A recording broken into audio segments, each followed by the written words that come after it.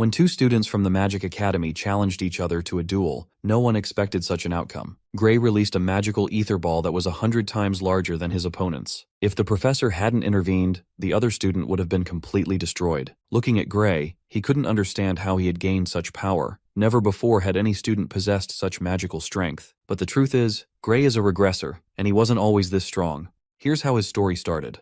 It's the final battle between humanity's greatest heroes and their demonic foe. But this time we're not following some glorified, overpowered hero. Instead, our protagonist is just another foot soldier, doing his job diligently. Being the lowly runt he is, a sharp stray laser blasts straight through his chest, a hit so powerful that he doesn't even resist, and just lets it pass through. And that wraps up his story. In his final moments, he glances around at his fellow soldiers, dead and scattered across the battlefield. As for the so-called greatest heroes, well, they're locked in an intense clash against humanity's arch-nemesis, the Liquidator. Among the heroes are 4 brave warriors, each with unique traits and flashy powers. And then, there are guys like our boy, foot soldiers, thrown in as sacrificial pawns. These guys are basically like NPCs standing in the corner with no dialogue. Their purpose? Just die. He feels pathetic about himself, thinking how little he has contributed to this war. If only he had been born with some kind of talent. But as powerful as those heroes might be, they don't stand a chance either. The Liquidator slices through them like cucumbers. Literally, a single blow is all it took to wipe them out. Turns out that monster was just toying with his prey the whole time. Humanity's fate has finally been sealed already, or at least, that's what Gray Lee thought. This is then he remembers that his heart has already been shredded into bits,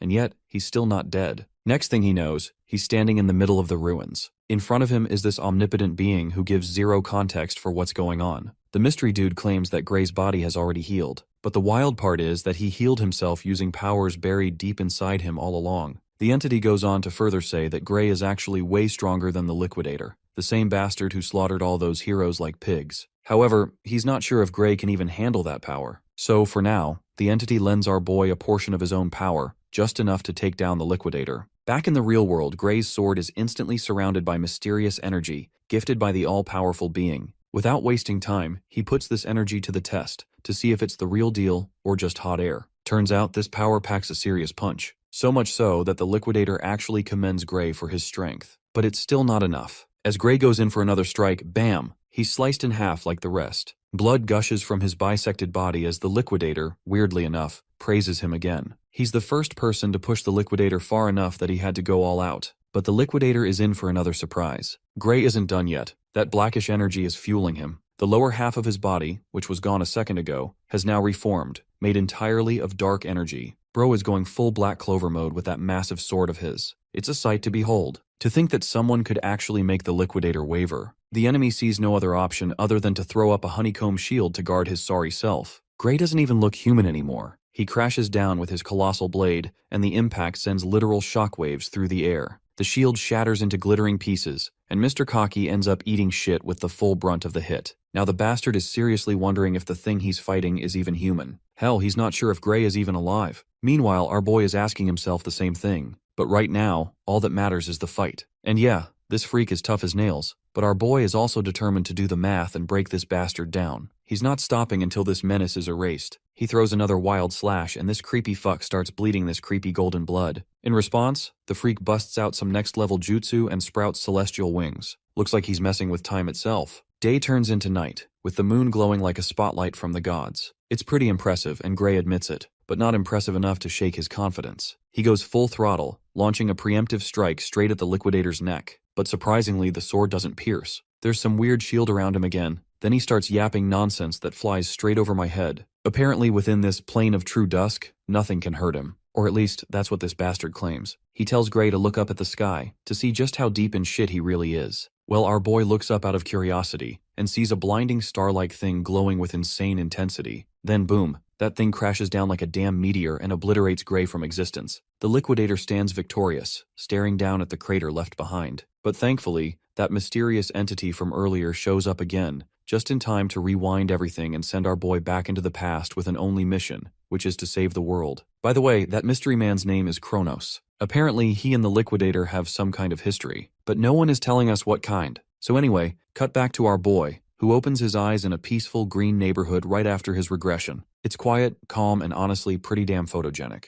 Turns out he's in his hometown, Renato Village. Not just his hometown, but the past version of it. He is almost 15 years in the past. Looks like Kronos kept his word. Gray's been sent back in time for one final shot at saving the world. Suddenly, a stinging pain crawls through his hand. When he takes a look at his hand, he notices wounds and bandages wrapped around his wrist. Now that he thinks about it, this was the time in his life when he was basically a punching bag for Belder and his gang. But with this new shot at life, it'd be pretty pathetic if he still ended up getting bullied. Then again, there's no way he could fight those guys head on. Bro is way out of their league. In hindsight, even beating the Liquidator sounds like a dream. Anyway, he's got to figure out how to deal with these bullies, or he's doomed to relive the same suffering all over again. Seems like bro can't catch a break, or can he? He just so happens to stumble across the same assholes he's been dreading the most. Of course, it's Belder and his goons. Since they've been bored lately, they've been on the hunt for our guy, eager to continue their tradition of good old-fashioned bullying, like it's their new religion. They toss a spare sword at his feet, ordering him to pick it up. Our boy stares at the sword, clueless. He still hasn't figured out what these goons are up to. After all, it's been 15 years, so memories are a bit hazy. Belder, meanwhile, assumes Gray is pretending to be clueless on purpose, so he is kind enough to remind him about their usual mock battles. Hearing that, Gray quickly tries to brush these pests off by pointing to his injured hand. He's grateful for the invite, but unfortunately, he can't join because the injury hasn't healed yet. But it looks like bro can't shake these hobos unless he picks up the sword and fights. They even assure him the swords are totally blunt, so there's barely any chance of getting hurt. Gray, however, can't shake the feeling that injury is still possible. No matter how blunt the blade, it's still a lump of iron. One wrong hit in the wrong spot could book your one-way ticket to heaven. Well, he's got a point. One gentle tap on the balls, and you'll be doubled over on the ground in unbearable pain. But these guys don't seem to get the logic behind Gray's words. Belder takes his stance, ready to strike. He hates hearing no from Gray, so he charges at him like a raging bull to start the duel. Gray was given time to grab the sword, but it's up, and Belder is already charging at him. Our boy finds it ridiculous that this dude calls it a mock battle while charging like he's pissed off at his own mother. That's when Gray remembers something a former military doctor told him. The reason his swordsmanship never improved was because of an injury he sustained as a kid. Now that he thinks about it, maybe this is the injury that changed his life forever and forced him to live like a runt. Belder comes crashing down with his blade, but Gray blurs away and dodges the strike. Seriously though, even Gray himself is shocked that he managed to dodge it. Belder's face meanwhile tightens in annoyance at seeing such impressive agility. He throws another strike, which my guy dodges again, then a quick strike aimed at his feet is also easily avoided. The bastard's trying hard to tag our boy. He's like a bloodthirsty man on a mission, determined to take his opponent down. But Gray slips through like a ninja on cocaine. At first, Gray thought Belder was just slow, but then he realizes that it's not the Belder who has gotten slow, it's he himself who has gotten faster. Bro is literally dodging every strike like he owes rent. Even Belder's goons can't ignore what they're seeing. It's like Gray is a completely different person. He might not have the body he once had, but he still has the memories of every battle he's fought. With all that experience mapped in his head, his body is basically on autopilot. He barely even has to try to dodge those strikes. Then Gray grabs the sword to keep this so-called mock battle going, which isn't feeling so mock anymore. Belder is drowning in his own ego, desperately trying to crush Gray under his blunt blade. But my guy had enough. He swings his sword for the first time. The sudden jerk from his powerful swing leaves Belder's hand aching like hell. That just shows how pathetic Belder really is. If Gray is being honest, he actually feels like the loser here, duking it out with such a weakling. But he also believes that Belder doesn't deserve an ounce of pity. He's the piece of shit who bullied Gray, took away his future, and caused all that suffering. So with all due respect, Gray is going to make Belder taste his own medicine. On the next move, Gray effortlessly knocks the sword right out of Belder's hand, unarming him instantly. While Belder can only feel the humiliation, Gray realizes this dude is worse than he thought. He takes the opportunity to throw a jab, mocking Belder's incompetence with a sword. One single blow sent Belder's sword flying. Then again, being unarmed isn't a big problem. After all, Belder was the one who insisted these blunt blades were totally safe to use in a fight. Gray is going absolutely nuts, swinging the blade so fast it literally cuts through Belder's skin, causing blood to gush out. As the gravity of the situation sinks in, Belder's knees lose all strength and buckle. Wait a minute. Gray thought he was using a blunt blade, so how come this bastard started bleeding? When he looks at his blade to confirm, he finds out it's indeed a blunt one. Though if it had been a sharp sword, this dude might actually be dead. Now, let's not get distracted from the situation at hand. Gray swings the blade precisely, knocking out multiple teeth and leaving Belder's nose bleeding like crazy. My guy is towering right over this bastard, giving him chills for life. It's always pretty amusing to see arrogant pieces of shit getting rendered into sobbing messes. Seems like this much is enough to humble Belder for the rest of his life. Oh well, looks like I spoke too soon.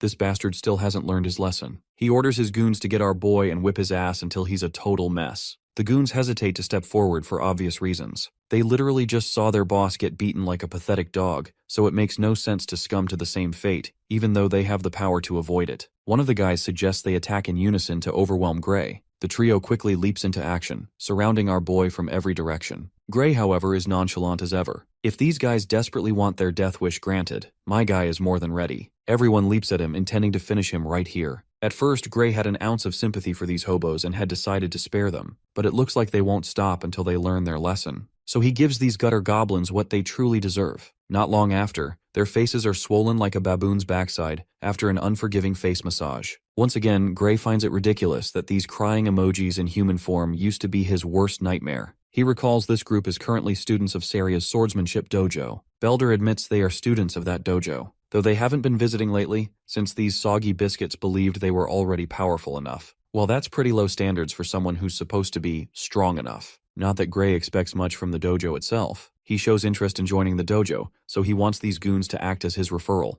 Belder refuses to fulfill the request. After all, he can't imagine the consequences once his master finds out he pathetically got his ass handed to him. Gray knows exactly how to deal with these guys. He merely swings his sword around to intimidate these suckers, hinting at the worst that could happen if they don't listen. Funnily enough, this little threat works wonders. Belder is not only humbled, but that beatdown gave him the speed of a cheetah. He literally speeds down the road to reach the dojo as soon as possible, even leaving his friends behind. A while later, they enter the town. As they walk, Belder expresses his curiosity why Gray is interested in joining a dojo. Turns out this dojo has a recommendation slot for the academy. Our boy doesn't have to say more, since he's sure Belder is mature enough to understand what his main goal is. One of the guys wonders why Gray even feels the need to join an academy when he's already powerful enough. Little do these bitches know, my guy doesn't set the bar that low. He's got his own definition of enough. He vividly remembers the day all of humanity's heroes got slaughtered like pigs in the blink of an eye, and that was supposed to be the world's strongest lineup. Forget the heroes. Even he couldn't scratch that bastard with all the mysterious power he had. Only God knows how much power will be enough to defeat that bastard. Though he wasn't completely hopeless back then. The moment he got those badass dark powers, he felt like an omnipotent being that could destroy anything. The thing that held him back was a lack of swordsmanship skills. He had been relying on a few tricks he learned from the Sword Saint. If only he had spent more time training in swordsmanship, just like the Sword Saint did, he's pretty sure he could have turned the tide of the battle single-handedly. This is likely why Kronos sent him here, to grind his ass off until he's worthy to wield that dark, mysterious power again. A while later, we meet the master those goons were talking about. The group is getting an earful for picking a fight with a random civilian. And what's worse, all they got after challenging that civilian was a humiliating defeat. This intimidating woman is swordsmanship dojo instructor Saria. Belder tries to clarify they weren't actually trying to bully anyone. It was just a mere mock battle. The poor bastard ends up taking a devastating blow for his lies, a hit hard enough that he'd be on the moon with this one-way ticket. His goons are shivering in terror, wishing they could just survive this day. Nothing to be afraid of, guys. The stunt she just pulled was a little lesson she wanted to teach these fools. If they call beating up someone unarmed a mock battle, then what she did also counts as a mock battle. She points her sword right over Belder's ugly face and expels him out of the dojo immediately. Not only him, but his goons are joining him too. With that, those pathetic goons take their pathetic loser leader and walk out pathetically. She immediately twirls around, sits on her feet, and apologizes to her new recruit on behalf of her former students who caused him a lot of trouble. My guy brushes off the apology. Back to business. She's heard he wants a recommendation to the academy, to which my guy affirms it. Since Belder and his second-rate team caused him a lot of trouble, she's willing to write a letter of recommendation for him.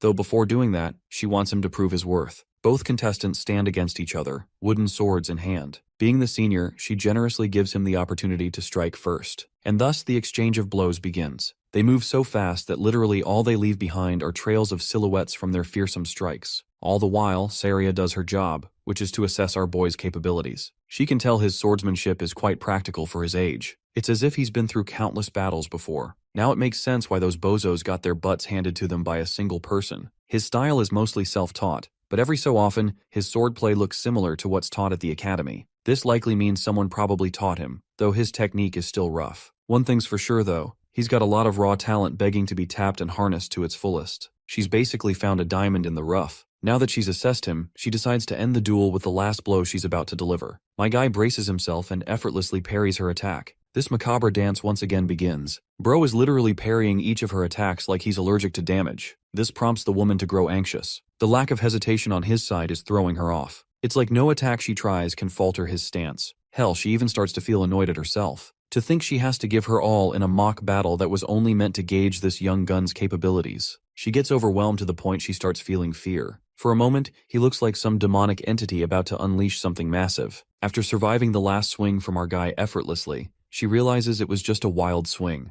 After that crazy swing, Gray starts to feel tired, and his energy level drops. The woman sees him sulking and mistakes it for a weakness in his defense. So she lunges like a feisty cat, only to find herself checkmated right on the spot. The tables flipped on her. The broken wooden sword hits the ground, while Gray finds himself stumped. For a second there, he found his way back to the same dark power he received in his battle against the Liquidator. The fact that he used a hint of that same power now means that he still has access to his abilities, even after regressing into the past. But then, it happens. An agonizing drawback engulfs his body in so much pain that he drops to his knees. He can't even hold himself to stand, while Saria is alarmed by his condition and wants to help. Even after using a fraction of his power, Gray realizes that his current body is unable to exhibit his abilities. Still, he musters the determination to stand on his feet again, despite his body quivering. After telling her that he's okay, Gray finds himself lost in his thoughts, realizing he can hardly stand, which emphasizes just how efficient he's going to have to be with his abilities. Oh, he's also thinking about revealing the information about his power to the experienced swordmaster in front of him. Saria just looks at him dead lost and confused. Meanwhile, our boy assesses the situation with a clear head and concludes that he shouldn't tell anyone about what happened. After all, who would ever believe his ridiculous story? And it's also not like he can control his dark powers at will to demonstrate what he means. Bearing that in mind, he comes up with an innocent excuse that he simply overexerted himself. But to the swordmaster, she doesn't believe him for a damn second, thinking how ridiculous he's sounding with that excuse. There's just no way for him to have sliced her wooden sword when they were fighting with dull weapons in the first place. She's shown to be clever,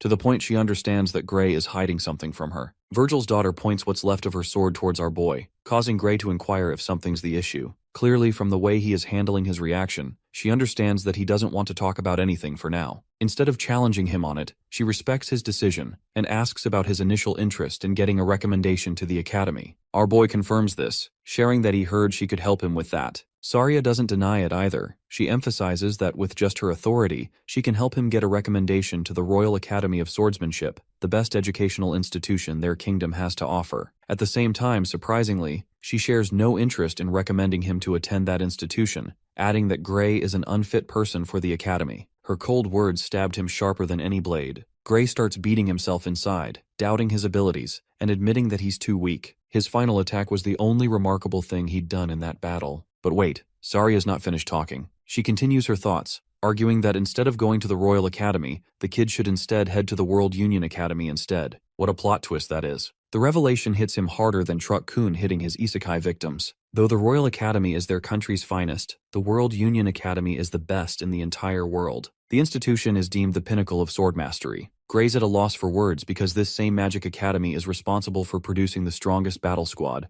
including the likes of the Sword Saint Amy. He immediately confronts Saria, questioning if he's even qualified to attend a prestigious institution like that. Funnily enough, the girl destroys his expectations, pointing out that as he is right now, there's not a shot in hell that he's getting through the door. The Swordmaster knows that even Gray is wary of his shortcomings, especially when it comes to his pathetic state of a body right now. When it comes to the Royal Academy, the kid might be able to pull off a miracle because of his sword skills alone. But that's just not the case for the World Union Academy. So yeah, dude's fucked if he doesn't train his ass off. Even Saria is astonished. The kid has miraculous talent in his swordplay, and yet he's got a stickman of a body. Doubt is starting to creep in, genuinely making Gray worry about the monstrous opponents he'll have to face against in the World Union Academy. It's not exactly a walk in the park, and with his current body, that's out of the question anyway. Seeing his sorrowful state, Saria points out how he's quick to give up, even though there are 9 whole months until the Academy's entrance exam. Again, being underconfident in his abilities, Gray thinks that even that time won't be enough for him. Despite her effort in trying to encourage him, even Saria agrees that it's too little of a time, but even then she offers him a chance. The Swordmaster wants him to trust her for the 9 months to come, because during this time, she's going to make him suffer through hell and back. Yeah, something tells me she's going to hire David Goggins and make this guy run 3 ultramarathons and do 6,000 pull-ups. Anyway, Gray admits that though he doesn't want to suffer, he doesn't have any other choice. Declaring himself ready, he hopes that the Swordmaster will take good care of him. Saria takes a liking to his forward determination, At first, you guys probably think it's a good sign that they're starting off on a positive note. But the atmosphere immediately switches to total fear, as Virgil's daughter officially announces the beginning of his hellish training. Gray's agonizing trials began. He trained like Goku and honestly ate like him too. She really is putting him through a bulking phase. He also had to deal with some questionable food, but his teacher was unrelenting and put him through everything. Their sword duels continued the same, the goal of which was to hone his techniques. And then 8 months passed, just like that. Congratulations to Gray for earning his shredded body after enduring that long training. Even Saria is out here admiring his physique. Now that they've come to this, she's got nothing in her arsenal left to offer him. He's ready to go out into the real world now. But her easygoing attitude confuses Gray, because there's still an entire month left until the entrance exam. Virgil's daughter reminds our boy that he's going to be spending a lot of time traveling to get to the location of the entrance exam. That's why he has to leave early. As a final token of gratitude, Saria hands him a bag of money, ensuring him an easygoing trip, taking care of his expenses for the month. Now that's a real teacher. As for our boy, he still doesn't feel good about the idea of leaving so soon. Her forceful approach saddens him, because he thinks his teacher is pushing him away like he's a burden. Smiling at his answer, she thinks he's complicating the situation. Suddenly, Gray brings up the rumor of an ogre's nest nearby, alarming Saria's attention. He also points out that the village is completely unsafe with the lack of security guards. The Swordmaster confirms the existence of the nest as well, as it was discovered recently. At the same time, she smiles at him, believing that nothing bad will happen. If the worst case happens, they'll just have to rely on the royal capital for help. Though Gray is worried, she thinks his only focus should be to take his exam, without any wandering thoughts. In his mind, he's convinced like hell that his teacher is lying to him, soothing him so that he doesn't have to worry. The royal capital is never going to send help to a tiny village, and when the village is raided and destroyed by the ogres, it will inevitably result in Saria's brutal death. In his original life, he learned that she died taking on the battle alone. Anyway, he doesn't tell her any of this and just accepts the situation, thanking his teacher for helping him out all this time. Gray plans to leave right away, earning Saria's smile. She and her two big personalities are rooting for him to pass. A few days later, we get a scene of her traversing a dangerous path to make her way to the nest. Here, skeletal remains of humans are horrifically hung on the trees as a warning. Saria is trying to track down the nest using the information she received from the scout. Spotting the trail of blood ahead, she knows that danger lurks ahead. But before she does anything, the Swordmaster is alarmed by the familiar voice of her disciple. Sitting on top of the tree branch, he questions where his beloved master is headed so late at night. Receiving a surprise entrance from him, she asks what he's doing right here when he's supposed to be focusing on the academy. Sticking his landing on the ground, he taunts her for questioning him, when he should be doing it to her instead. She lied to him when she said she was going to ignore the situation of the nest and let the royal capital handle it. Making an excuse, Saria explains that the royal capital refused to come because of their personal matters, which is why she took on the job herself. She's confident in her sword ability, believing that whatever it is in that nest, she can defeat it. Especially after receiving the report of the scout, Saria reveals that her opponent is going to be an elite ogre, and henchman monsters range about roughly 50 creatures apart from the boss. She knows fighting off the monsters will be tough because of their numbers, but it's not stopping her from going. By the way, even Gray admits that an elite ogre isn't strong, at least not enough to defeat a woman of her caliber. However, the thing about the ogres is that their unique advantage comes to their brains and overwhelming numbers. With so many of them in that nest, Saria's definitely going to die if they manage to surround and overwhelm her. Apart from that, our boy knows one thing with absolute confidence. Because of his knowledge of his previous life, letting Saria take on the mission alone is like sending her to her death. And in the end, the village will also be destroyed with no protector left. That's the dark future that he's already experienced before. With that in mind, the young disciple requests to team up with her. But his master isn't kind, stating that she's all good on her own. Instead of wasting time trying to convince her that she won't be enough, Gray cleverly tells her that he wants to gain real combat experience. He even goes on to guilt trip her, asking if she's afraid he'll become a burden in her path. Though he's smart, his master points out the ridiculousness of what he just said.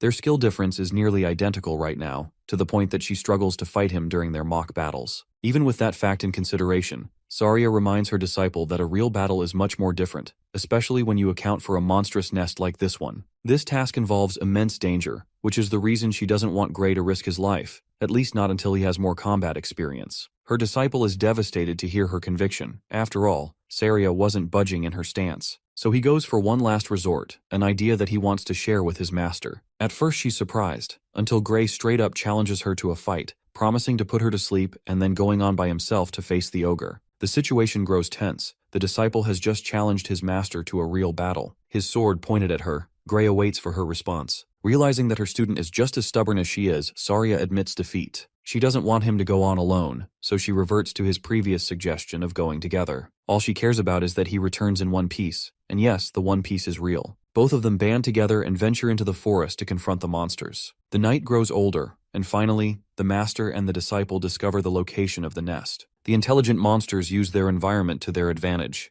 They made a nest that leaves no room for escape, in case someone dared to venture all the way here to challenge them. Saria thinks that the creatures must be confident in their ability, while Gray argues that it's actually more of a disadvantage for the two of them, as they'll have to fight carefully. Observing from a safe distance, she's rather surprised. The boss is nowhere to be found among the group, which makes her wonder if it's hiding in its tent. If that is the case, it's good for them, because this way, they'll be able to kill many of the henchmen before the elite ogre can confront them. To discuss battle strategy, Saria instructs her student to target the monsters from one side, while she's going to cover the other side. Executing the plan right away, both of them bolt into action with their swords in hand. The showdown begins. Before the monsters are even capable of comprehending the situation, the majestic Saria is already on top of them, executing a clean headshot, making a football of the creature's head as it flops to the ground. With the first monster down, the rest of them grumble and roar at each other in their language. The entire group is enraged and goes right into murder mode, preparing their weapons to kill the intruders. But it doesn't matter, as our boy is going beast mode with the way he's slaughtering the horde.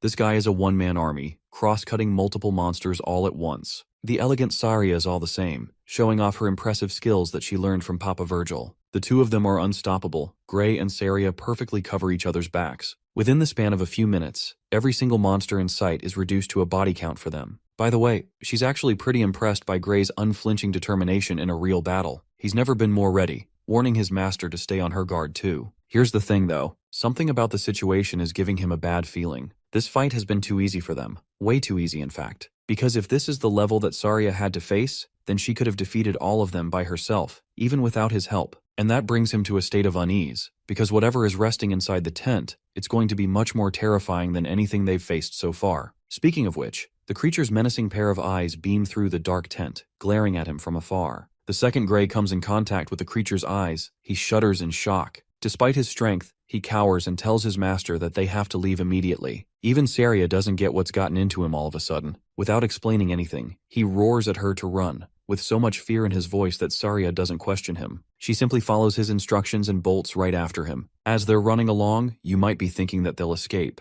But nah, because their terrifying opponent literally leaps over from the skies with a massive vertical. Gray is terrified when the monster plants his feet into the ground, confronting the daring humans. Saria's expression changes to shock, pointing out how the boss monster has personally come to them for a battle. But then Gray drops a bombshell that no one even expected. This isn't the boss monster at all. Right as he's about to reveal the location of the real boss, a monstrous voice roars at them from behind. This provocative roar unleashes another horde of creatures to chase after them. The thrilling noise is deafening for Saria, but for the ogres, it has converted them into battle-hungry maniacs. Saria shivers in fear, failing to comprehend her own senses. There's a creature more terrifying, more brooding than an elite ogre, and it's commanding the entire group. Finally, Gray reveals that they're up against an ogre general. He's the real boss of the monster nest. I have to remind you guys, they're literally sandwiched right now. On one side, there's the elite ogre blocking their escape. Going back isn't an option either because a large horde awaits them along with the real boss of the nest. Saria expresses her shock, fully knowing that they can't face a monster like this even at their level. Their only chance at victory is to kill the elite ogre in front of them to escape. So she does exactly that, by charging at the beast and clashing her weapon against his. Determined to win this battle, she exploits an opening and connects a sharp cut against the creature's body. Blood spurts out of the cut, and while normally this is supposed to be a good sign, her worries only worsen when she notices that the wound is healing again. Meanwhile, our boy is clashing against dozens of monsters all on his own, sharing his knowledge of the ogre general's abilities. Apparently, its roar significantly boosts the strength and recovery speed of the monsters.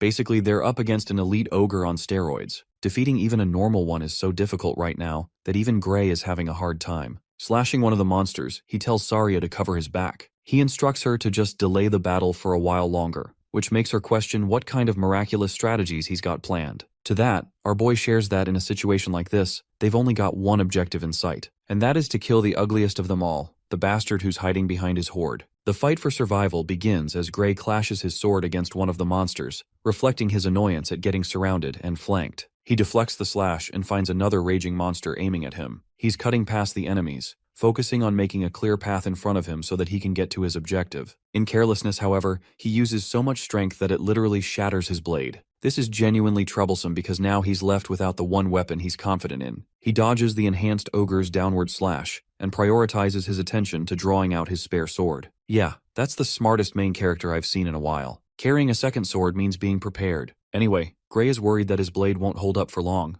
Coming to his rescue, his master tosses her spare sword towards him, allowing him yet another chance at victory. With both spare swords in his hand, he has a better fighting chance. But still, even this won't be enough to kill every single one of these monsters. There's just too much friction in getting to the Ogre General, while at the same time defeating its minions. Trusting his abilities, this man goes batshit crazy, unleashing a super speed slash across his enemies. His forward momentum is broken when one of the ogres tries to attack him. Luckily, he dodges and then quickly blocks the attack. The fight is fatiguing him, but he's still made significant progress dealing with the monsters in front of him. The Ogre General feels threatened and decides to unleash a second monstrous roar. To Gray's horror, the strengthened creatures have just received yet another boost in strength. This guy is not having a good time, as he's struggling even more now having to deal with them. Gray realizes that the Ogre General is intelligent enough to see through his strategy. Now that it knows what the human is trying to do, the Ogre General keeps on roaring to provoke his minions to fight. Blocking one of the strikes, Gray pushes past the monsters to bolt right ahead. A horde of monsters is ready to welcome him. Instead of facing off every single one, he efficiently cuts through the ones that are directly in his way. But even that leaves him with scratches and injuries all over his body. The bloodbath is wearing him down as he struggles to race past their endless barrage of attacks.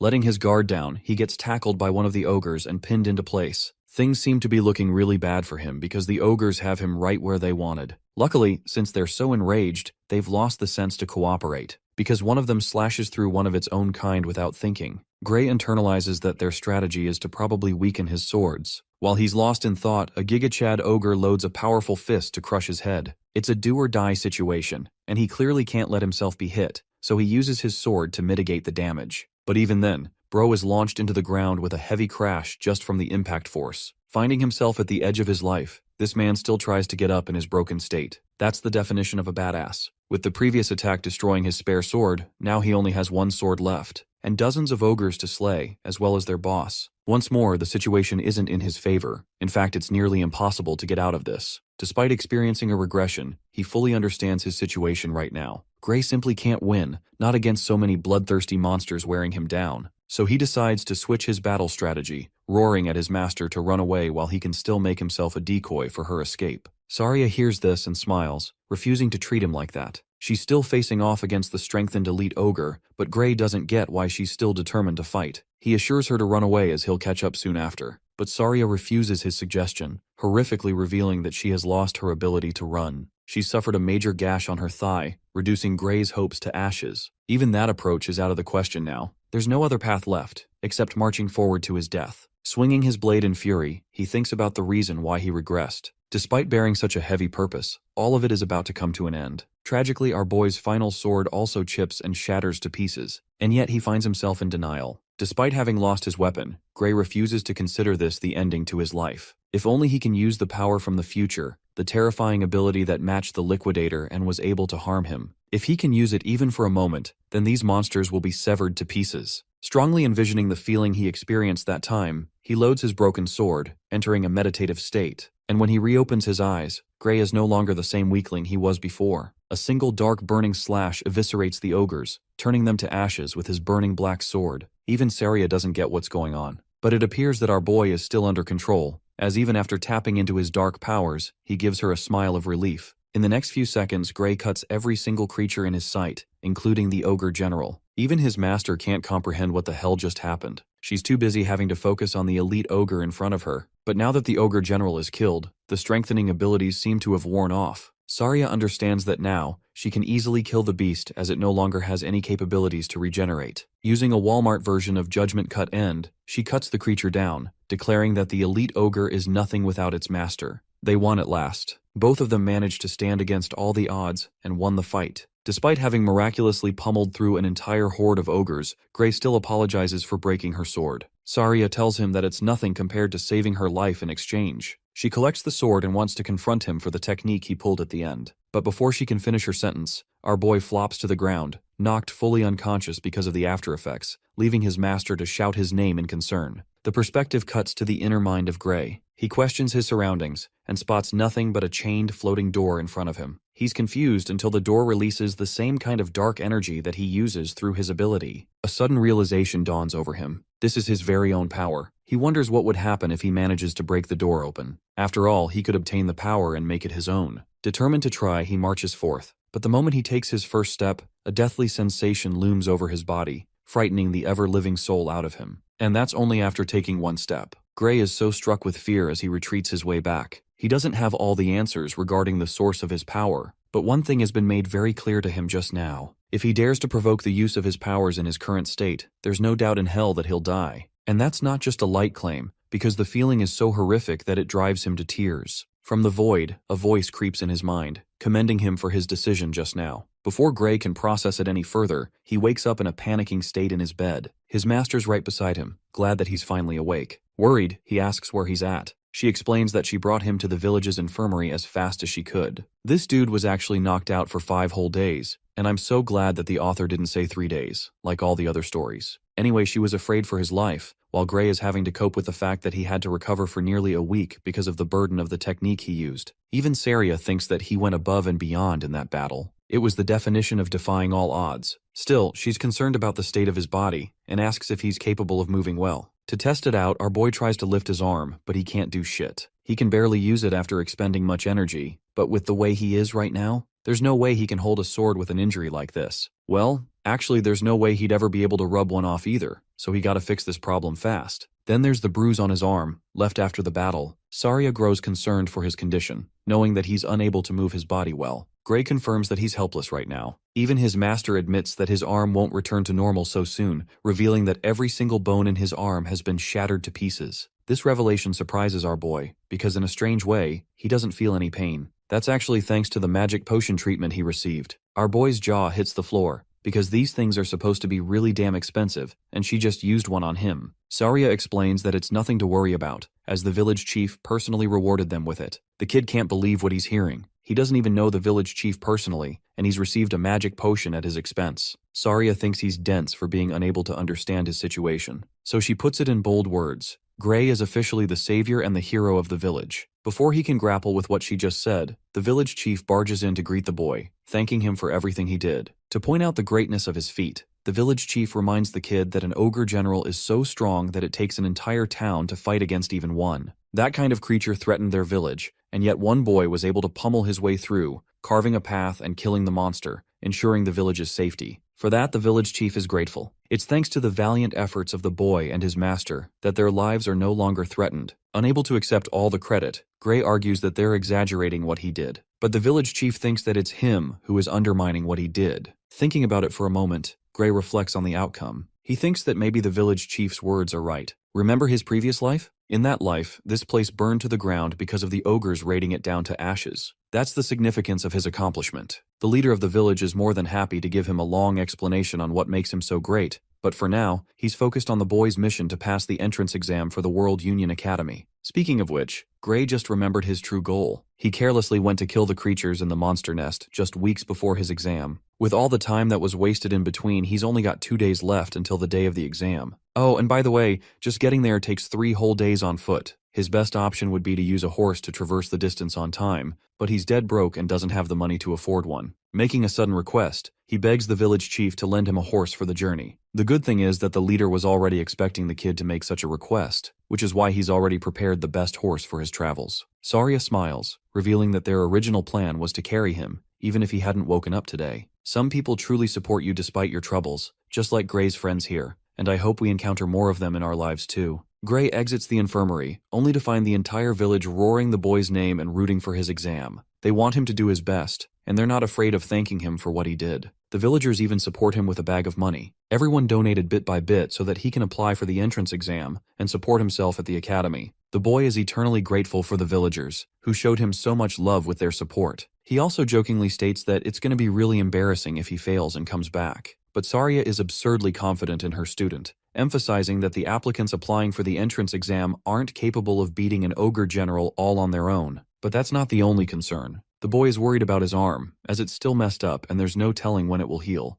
To that, his master argues that he should make use of his left arm in the meantime. Even though his left arm is fully functioning, it's just that he's more used to his right, but his teacher thinks with his skill level, it won't matter. Gray shares his concerns, stating that the level of the entrance exam may be overwhelming for him, to the point one arm will hinder him. But even then, Sarya understands that the teachers or the examiners at the academy have a sharp eye. When they see his talent, they'll select him. The boy mounts his horse, while his teacher confidently declares that he's going to pass. That's the only outcome. Thanking her for everything she's done, he promises not to fail. Recalling how the village was razed to the ground in his previous life, he's happy that these people got a second chance alongside him. The world is already changing from this moment onwards, and he's going to make sure to influence the future with his new power. In the next scene, our boy finally makes his way to his destination. Staring ahead, he locks eyes with the grandeur of the World Union Academy. In the arena, the examiner announces the distribution of the exam tickets. All of the candidates will remain in the arena. From the looks of it, there's a large number of applicants, but only a tiny number of 20 are going to reserve a spot in class. They bicker about the changing number of seats each year, because in some years, the academy even accepted 50 people, while in rare cases, it only accepted 1. So the rules for selection aren't absolute apparently. Anyway, Professor Ariel takes the limelight and comes to the front. She addresses the examinees and explains that they'll have to collect the paper being presented. With a snap of her fingers, a vortex of yellow opens, releasing magical energy and automatically manifesting the tickets in each examinee's hand. Our boy collects his ticket. His examinee number is 513 for the fencing course. Professor Ariel adds that their ticket shares only the most critical details, but it's nothing to be worried about as the process is the same each year. She also confirms that the academy doesn't care about one's age or gender, their nationality or class. In other words, they quite literally don't give a flying fuck if you're an attack helicopter or not. They don't even care enough to know their names. The candidates who are destined to pass will be asked for further information, but for the total examinees here, it doesn't matter. Professor Ariel even confirms that it's fine if they offer a fake name,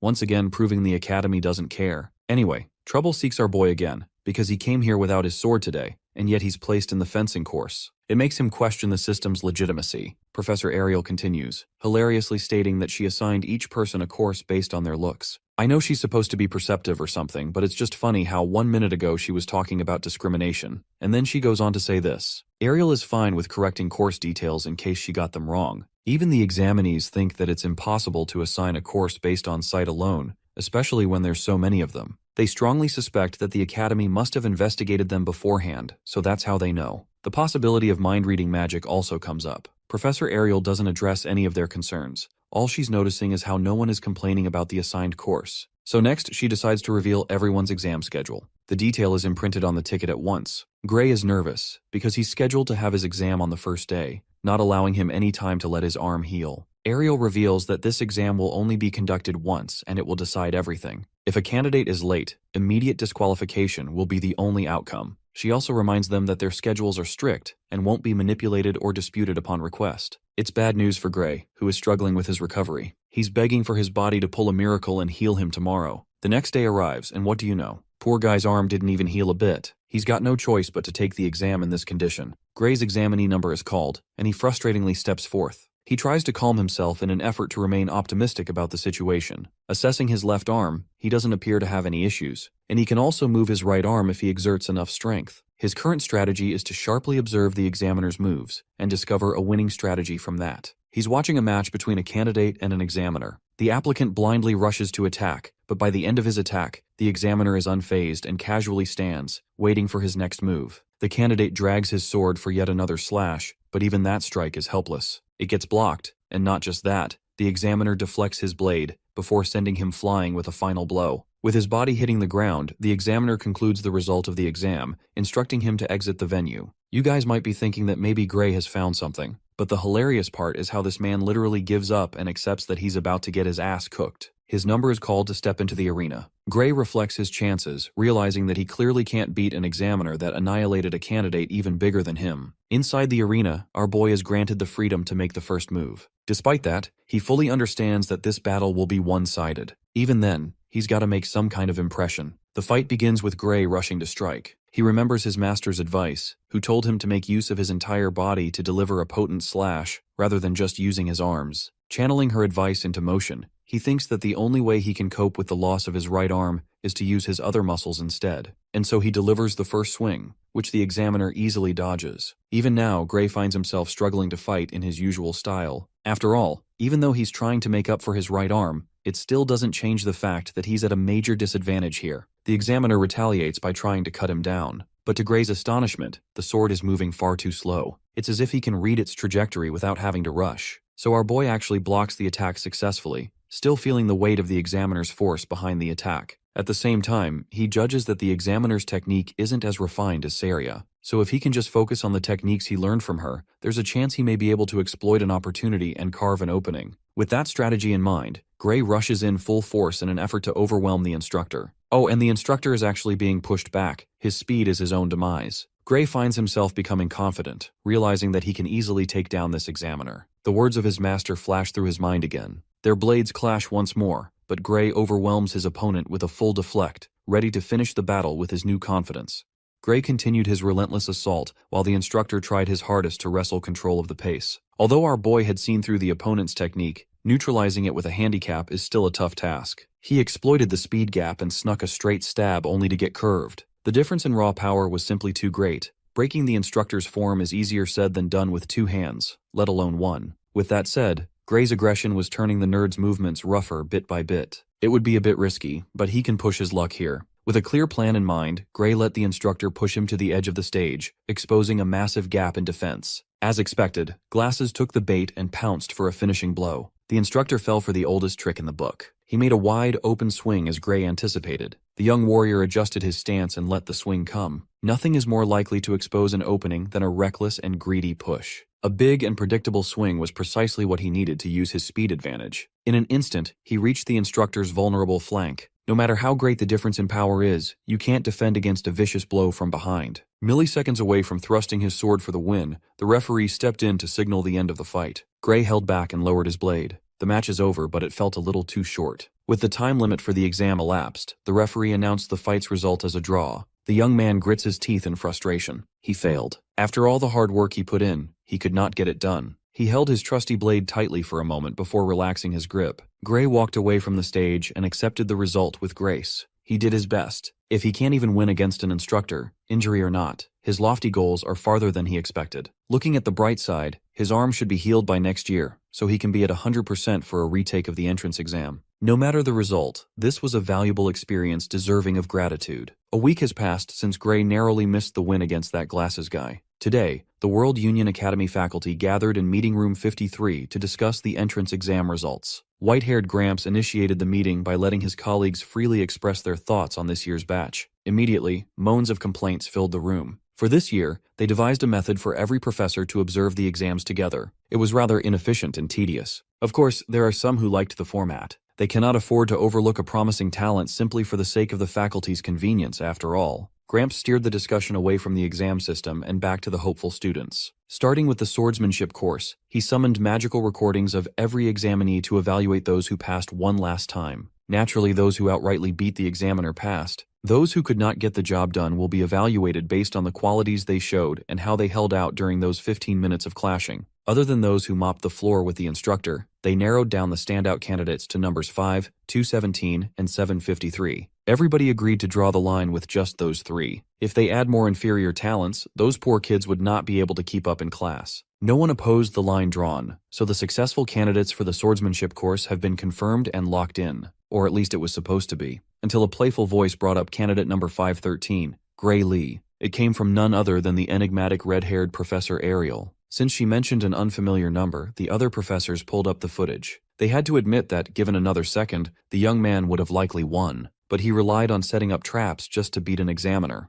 The academy might prove too difficult for the guy. Those with trained eyes for swordsmanship could see the solid technique, the lack of power, and the clear mismatch from the start until the end. In conclusion, the professors of the swordsmanship course dismissed the idea of accepting candidate 513 to the academy. While they were busy mocking the kid's flaws, Professor Ariel looked at her co-workers like they were dumbass bums. Every single person in this room watched the footage, yet not a single one of them noticed what she did. If everyone's this blind, maybe the exam's format really is a waste of time. The day after the final deliberation, the examinees were called back to the town square. They were tasked to gather at 11 in the morning. Tensions were high, and everyone was hoping to get the coveted acceptance. The time has finally come. An Academy representative loudly announced that 6 candidates had passed the swordsmanship course. Everyone held their slips and prayed to be one of the 6. The first ones called were candidates number 5 and 217. Immediately, their paper slips burned to nothing. Next were candidates number 432, 615, 753, and 925. That is all. Out of hundreds, only 6 were skilled enough to get accepted to the world's most prestigious training institute. Gray came today with a little bit of hope, only to get utterly crushed by the reality that he might not be good enough. The successful candidates were instructed to cross the bridge and complete the enrollment procedure by the end of the day. Those who passed were naturally giddy and excited to enter the life of an elite. Those who flopped looked down in disappointment, wallowing in their failure. With the swordsmanship course out of the way, the representative surprisingly announced that one examinee has been selected by the Divine Eye Special Admission. Of course, it's none other than candidate number 5113, Gray Mother Freaking Lee. His paper slip burned a different shade than the ones that came before him. The bright blue flame inevitably attracted everyone's attention. Just when he thought he would have to train and rehabilitate his injury for another year, Gray was given a pass. Other candidates around him mockingly laughed upon hearing the mention of the Divine Eye Special Admission. Gray had no idea what he had just gotten into. This is the first time he had ever heard about this Divine Eye business. Almost everyone sees this as a bullshit admission, just a way to get someone unworthy through a back door, a sign of World Union Academy's decline. Hearing the vitriolic chatter around him, Gray did not like the sound of being called a backdoor student. He wondered how he was even selected when he didn't have any relevant connections. His master could not possibly have this kind of pull in the academy. While the failures were mocking the one guy admitted through the Divine Eye, a bald old hermit scolded them for disrespecting a long-standing tradition. The way the bald hermit sees it, this admission is an honorable category that has produced countless heroes for over a century now. As expected, the failures also mocked the hermit for being behind the times. Sure, the Divine Eye was hailed as the birthing place of heroes back in the day, but not anymore. Recent Divine Eye candidates include Amy White, Bella Albright, Leek Muller, and Jacob Bloomfield. These 4 have one thing in common. Everyone sees them as complete and utter failures. But we already heard those names. In the near future, Amy White will advance to become the Sword Saint. Bella Albright would become the Great Sage, and Jacob Bloomfield would take up the mantle of the Divine Archer. These 3 would reach the apex of their craft as the main force against the Liquidator. Now, Graylee's name will be mentioned alongside these legends. Those who passed were welcomed and provided with uniforms to change into. The entrance ceremony will soon begin, and the rookies must assemble in the plaza in front of the main office. Gray tried his new drip on, and it was a perfect fit. His black blazer, inlaid with gold and the Academy's crest, was clean as hell. He went from feeling defeated to feeling dapper alongside his batchmates. When they reached the plaza, some of the rookies were confused. There was nothing in there. The confusion was cleared up when an Academy staff member ran towards them with an apologetic expression. He explained that there's been a bit of a delay setting up the ceremony due to a mix-up. Thankfully, it won't take long to fix that. To do so, the rookies must step back a little farther so the setup can be placed. The rookies followed the staff member's instructions and watched with skepticism. Mr. Staff kneeled down and started tinkering with the ground. After a little bit of preparation, he touched the floor and activated a massive magic circle in the blink of an eye. Out of nowhere, hundreds of seats arranged in a coliseum style emerged from the magic circle. The rookies were flabbergasted. They had never seen magic of this scale before. In just a few seconds, the plaza turned into a proper arena, complete with seats and a stage. Mr. Staff apologized for the delay once more and instructed the rookies to sit wherever they liked. Still shaken by the absurd display of magic, they followed suit. Some of the more knowledgeable rookies recognized the use of teleportation magic to literally spawn an arena. Gray quietly took a seat in the middle row. He reckoned that this was the Academy's way of conducting a grandiose entrance ceremony near the school building. They are basically flexing the power of the World Union Academy. Once everyone was seated, other rookies commented that the number of seats was a bit excessive. There were only 30 of them in attendance, yet there were hundreds of seats. Well, that's because, as the World Union Academy's name suggests, this institute gathers the cream of the crop from all over the world. If you look up in the sky, you will see what that really means. Dozens of airships and dragon carriages flew overhead, blanketing the sun. Looking up, Gray recognized the biggest magic airship as the Strato Queen. He had once boarded this hulking beast when he was cannon fodder for the Liquidator Subjugation Squad. It really lives up to its reputation. Bringing out something so imposing for a simple entrance ceremony is just another way to flex on newbies. The World Union Academy sure knows how to flaunt its power. Once every ship had landed safely, students who passed the strict entrance exam in their own corners of the world stepped out. They took the remaining seats, filling up the stands. With everyone gathered, it's time to get started. The staff member who spawned the arena signaled the start of the rest of their lives. After all the flashy displays of influence, the entrance exam proceeded with a brief speech courtesy of the headmaster. Gray was feeling a little bored in his seat. Even though he's entering the most prestigious academy in the world, this whole ceremony felt like just another tedious assembly. Next up, the headmaster called the top students from each course to the podium. The guy sitting beside Gray stood up. Blondie's name is Leonhardt, the top student of the swordsmanship course. As he confidently descended the stairs, gossip about his incredible feat of defeating the examiner in an instant started to spread. Some even say that this rookie is already as good as any of the professors when it comes to swordplay. Leonhard Apius looks like he's a spy tasked with starting a fake family with an assassin and a little girl who can read minds. Gray was not impressed, just a little curious. Before starting his speech, Leonhardt confirmed that he was allowed to speak freely from the heart. Once given the go signal, he turned to his fellow rookies with a sharp gaze. He opened his speech by lodging a formal complaint to the academy. First of all, he congratulated his peers who were admitted the proper way. He sees it as a huge honor to be among the best of the current generation. Leonhardt hopes that they all graduate as people capable of making meaningful contributions to the world. For that, they must work together. He looks forward to the day when he and his peers soar as proud students of the prestigious World Union Academy. With that out of the way, he pointed out that there was someone among us, someone who doesn't deserve to be in this plaza at all. He directed this accusation directly to Professor Ariel, who oversees the special admissions of the Divine Eye. She was quite shocked to be called out by a freshman on the first day of classes. Professor Ariel asserted that every single student here has passed the rigorous exam. They may not be as dominant as Leonhardt, but they showed that they rightfully belong. Curious and fascinated, she asked the cocky rookie why he was yapping like a little bitch.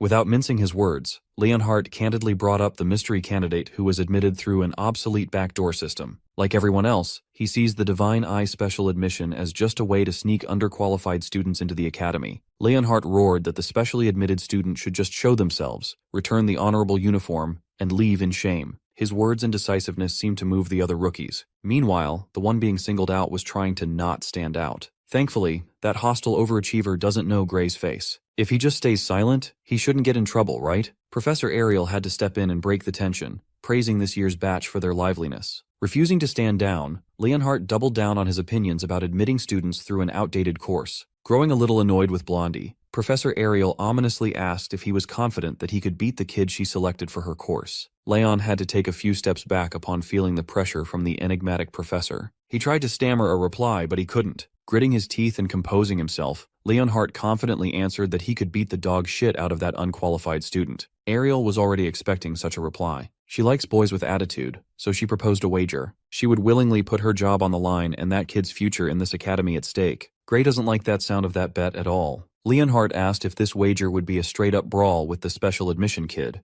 but Professor Ariel wouldn't do such a boring and boorish thing. She's also certain that if her boy goes all out, little Leon would end up dead in a ditch. As an educator, she can't possibly put a promising student's life at risk. Her words cut through Leonhardt's pride like a hot knife through butter. If she was trying to rage bait him into making a bet, it certainly worked. Professor Ariel proposed that they make the wager about monster subjugation instead. That way, it will be a little safer for every party involved. Besides, she knows that Leonhardt excels at fighting monsters more than against humans. The details are simple. Both participants must kill the monsters she picks as targets. Each round, the target monster will increase in strength. Whoever gives up first and fails to subjugate the target loses. If her boy loses, she will gladly retire from her respected position as professor, and she will expel every special admission student under her care. But if little Leon loses, he'll have to do whatever she says. I know a lot of you would accept being red-haired professor's slave in a heartbeat. Before accepting, Leonhardt asked what the first target monster would be. Although he's confident that he can handle and execute any opponent, he'd rather not be caught up in some weird shit. After a little deliberation, she came up with the perfect first target. She wants the head of an ogre general on her desk. If it's too easy for little Leon, she would gladly increase the difficulty. But based on the crowd's reaction,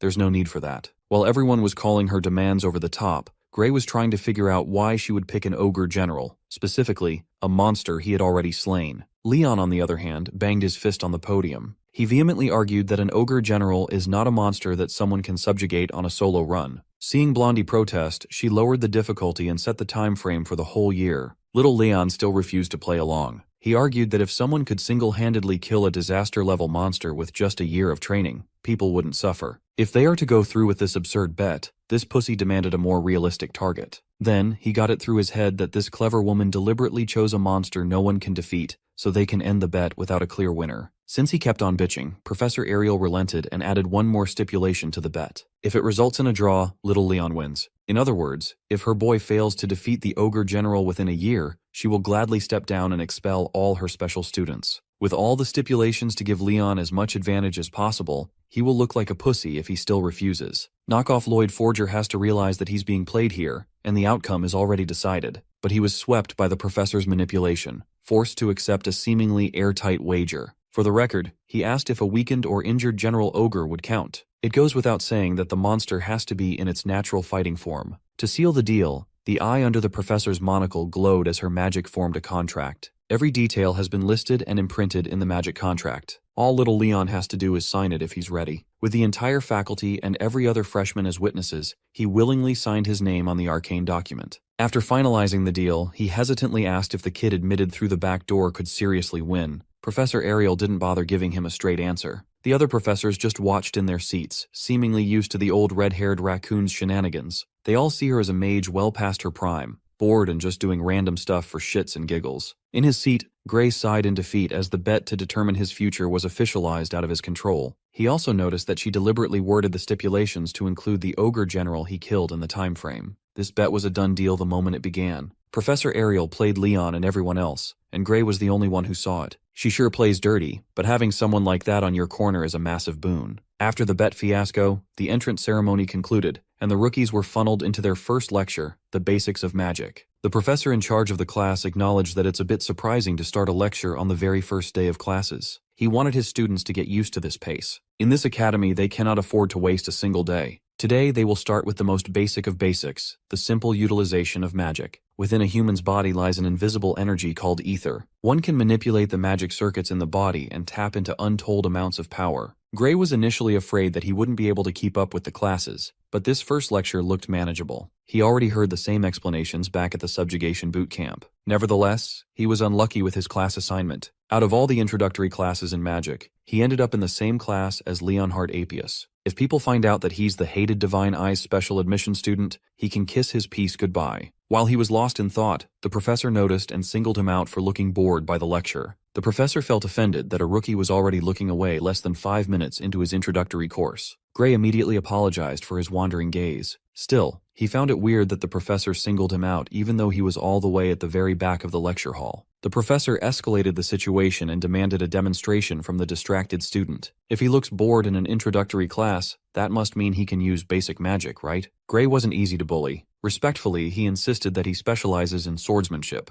He thought it would be fine if he couldn't use magic. The professor barked that even if one uses a sword in a real fight, a fighter still needs to learn the basics to coordinate with an allied mage. Learning the basics of magic and grasping how it feels is the least a swordsman can do. At that moment, Gray remembered hearing the same thing from the boot camp lectures. In that case, today's lecture might conclude with the same spell. To confirm, he asked if today's lecture is aimed at learning the simple, yet effective ether bullet. Since he knows the name, the professor assumed that he could use it. Gray thanked the gods for the hellish boot camp he had to grind through. Since this would be a good opportunity for a proper demonstration, the professor decided to make this a one-on-one match and called this year's top swordsman, Leon, up to the stage. Blondie gladly stood up and paid his respects to the professor. With that said, he explained that he was trained in sword and magic before he even started school, so it might be a little risky for a normie to go up against him. The professor asserted that no matter how big the skill gap is, ether bullets are non-lethal, so there's no need to hold back. In addition, he revealed that Gray is this year's Divine Eye student,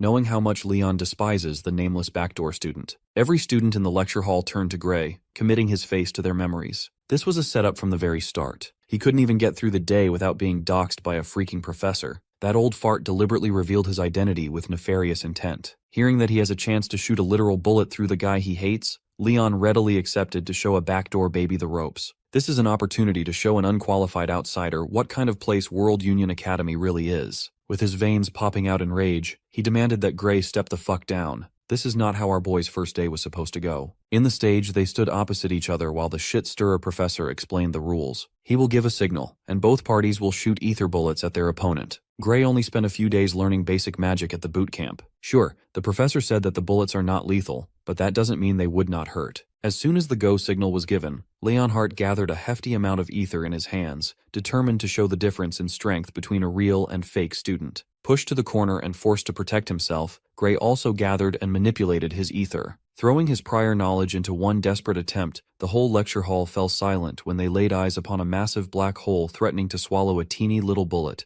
Both Leon and Gray were flabbergasted. Neither of them expected this shit. As expected, the tiny ether bullet was completely consumed by the raging black hole. Leon's fear was evident in his eyes as the obviously lethal spell inches closer to him. In a panic, the professor raised his hand and tried his hardest to prevent the worst-case scenario using his own magic. A golden barrier blocked the seemingly relentless advance of the anomalous ether bullet. It managed to blunt most of the force driving the attack, but it was a very close call. He made the mistake of letting up, and the golden barrier started showing dangerous cracks under pressure. Eventually, the ether bullet black hole reached its limit and exploded, shattering the magic barrier into a million little specks of light. The resulting boom threw the lecture hall into chaos. Rookies closed their eyes and braced themselves for impact. As for the target himself, little Leon was knocked down on his ass, screaming bloody murder. Realizing that he messed up, the professor immediately ran towards the swordsmanship course's rising star to make sure he's all right. Leon picked himself back up, wiped the dust, and assured the professor that he was fine. After ascertaining Blondie's well-being, the professor turned his attention to the one who almost blew the whole place up.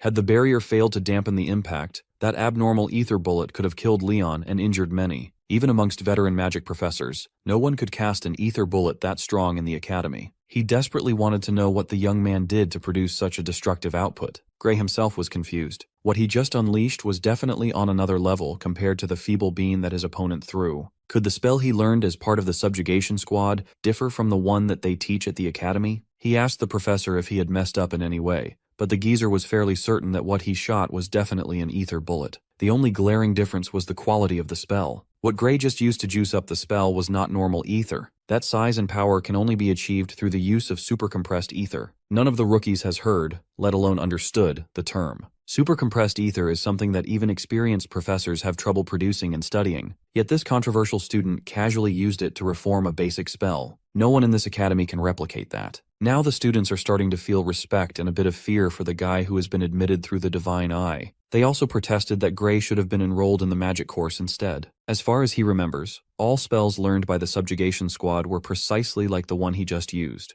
Among the group, Gray was one of those who had no aptitude for it. Still refusing to believe that he's using some sort of juiced-up ether, he summoned another ether bullet and insisted that pulling off something like this is possible for anyone with enough practice. Much to his confusion, the professor just laughed like a madman in response. Gray didn't know what to do, so he just stood there dumbfoundedly. The professor shifted his tone entirely. At the start of the class, he was blatantly hostile. Now, he's trying to recruit the special admission student into the magic course. Gray respectfully declined the enthusiastic invitation. He was always told that he had no talent for magic, so he couldn't see himself getting into it now. The professor found this refusal preposterous. If a young man who can produce supercompressed ether through compression is talentless, then everyone else should just quit magic. He even went as far as dubbing Gray an unparalleled prodigy, even by the academy's standard. Whoever said that the kid had no talent for magic must be smoking some illegal substances. The rookies watched the scene in silence. They saw how the strict professor turned into a completely different person as he desperately tried to convince Gray to shift into the magic department. From his perspective, it would be a huge loss for the world if Gray didn't pursue magic. Hell, it would be a crime against the arcane.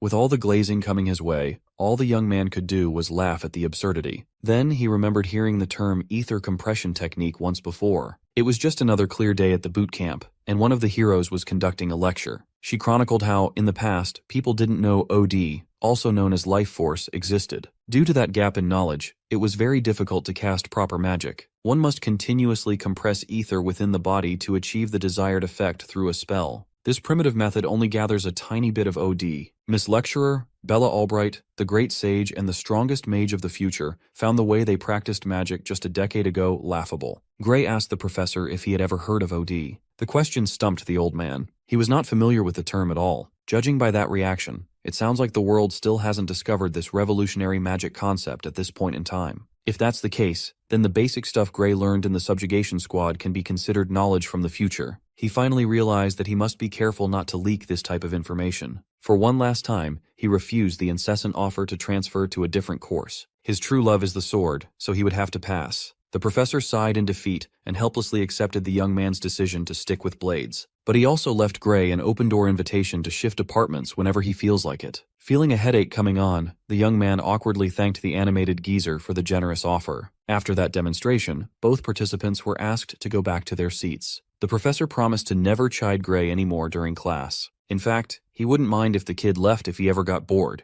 The professor believes that this baby stuff is far too basic for a prodigy like Gray. Gray descended the stairs while subjected to hostile glares. Now he's ascending with reverence from the professor and his peers. Meanwhile, his victim was still standing on the ruined stage, blushing and feeling his lion heart beating fast for Lord Gray. He didn't see how Leonhardt looked down there, but Gray certainly felt the chill coming up his spine. After the first lecture, he received a personal note from Professor Ariel asking him to meet at her office after classes. He basically got summoned out of the blue. It would be troublesome if old Professor Carlos were behind this sudden summons. After walking around for a few minutes, he finally found the office door that bears the mark of the divine eye. He intended to knock, but the door softly opened, gently letting him in. Taking the unlocked door as an invitation, Gray respectfully entered while uttering respectful greetings. Before he could finish his sentence, he sensed a sharp blade coming his way from the side. Gray's reflexes automatically kicked in as he drew his sword to defend. The grip was a little unorthodox, but it got the job done in a pinch. He was able to sweep the sneak attack and the attacker away. With the attacker swatted away, Gray realized that he had moved purely on instinct this time around. He wanted to confront the assailant, but it was just a blue-haired young woman who couldn't even grip the sword in her hand properly. Upon closer look, Gray realized that he knew this girl all too well. This shorty will become an unshakable pillar of humanity and hope in the future. Gray's attention was then directed to the desk in the back of the office, and the woman sitting on it praised his quick response. Professor Ariel was pleased to confirm that her eyes were right on when he evaluated the young man in the entrance exam. There were two other men in the room, Ariel's fellow professors, who were still skeptical of the new addition to the divine eye. They evaluated Bella's movements as flawless, but her sword was knocked out of her hand way too easily. Hearing the name, Gray's previous life memory of the ultimate mage came rushing back. Who would have thought that the sorceress would look so quaint in her younger years? Meanwhile, Ariel is hassling her colleagues to just admit that they were wrong instead of making excuses. In the end, the other professors ponied up and gave their gambling addict co-worker her winnings. They observed the split-second exchange in the door and had to admit that Gray was here for a reason. Confused and uncomfortable, the young man asked what was happening and why he was called on. Ariel simply explained that they were betting on whether the new kid could fend off a surprise attack from Bella or not. Thanks to that, she made some good money today. As thanks, she tossed a portion of her winnings to her new student. He promptly caught the coin and found a glimmering gold piece in his hand. A single gold coin is practically a small fortune. Although they admittedly lost the wager, the other professors also brought up a glaring detail they had missed in the entrance exam. From that exchange earlier, they became certain that the young man deliberately avoided using his dominant arm to defend.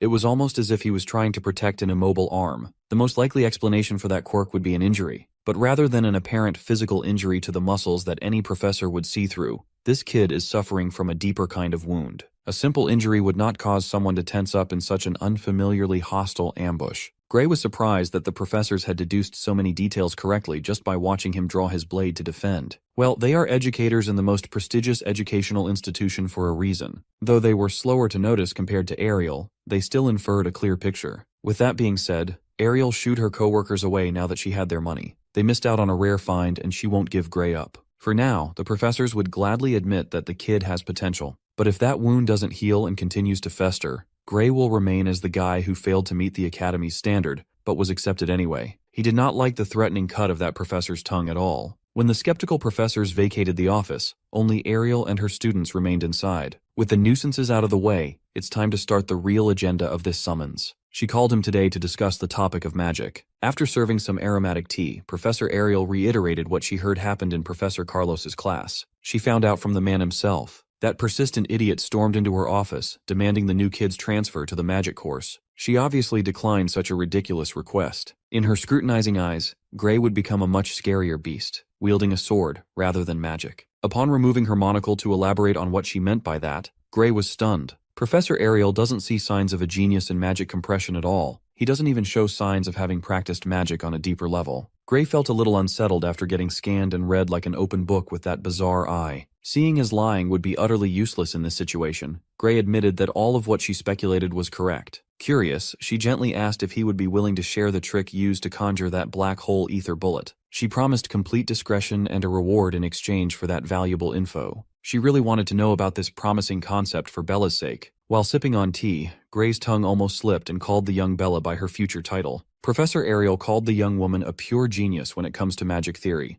without the means to wield what she can theorize. For some unknown reason, she has no capacity to use ether compression, let alone the mythical supercompression. Based on some loose intel from the future, he knew that Bella Albright was a late bloomer. Her lack of talent in the practical department must be the reason. Ariel set this meeting up after she heard about the supercompressed ether bullet that nearly killed Leon. If there is a way to use supercompressed ether without the inefficient act of internal compression, it would be a game changer. Professor Ariel is desperate for solutions. She doesn't want to see one of her girls sent to Professor Bradley. Everyone in the future would know that accursed name. It's impossible not to be aware of an extremely infamous grade A bastard. He conducted countless independent human experiments for the sake of advancing his field, murdering many in the process. On top of that, he would cause cataclysmic magic disasters that would claim the lives of tens of thousands. Professor Bradley is history's worst magic criminal in existence. In this era, the deranged mass-murdering magical terrorist hasn't been caught yet. If Bella can't create supercompressed ether by the end of the year, she will be sent to the deranged professor to undergo a high-risk surgery. Anyone with common sense would see this as a bad idea. Professor Ariel could not agree more. Though the surgery is under the pretense of enhancing magic abilities, it's just blatant human experimentation with no certainty. It hasn't been made public yet, but she's already hearing rumors of the lunatic's inhumane crimes. Some victims have died, while others were left broken beyond hope.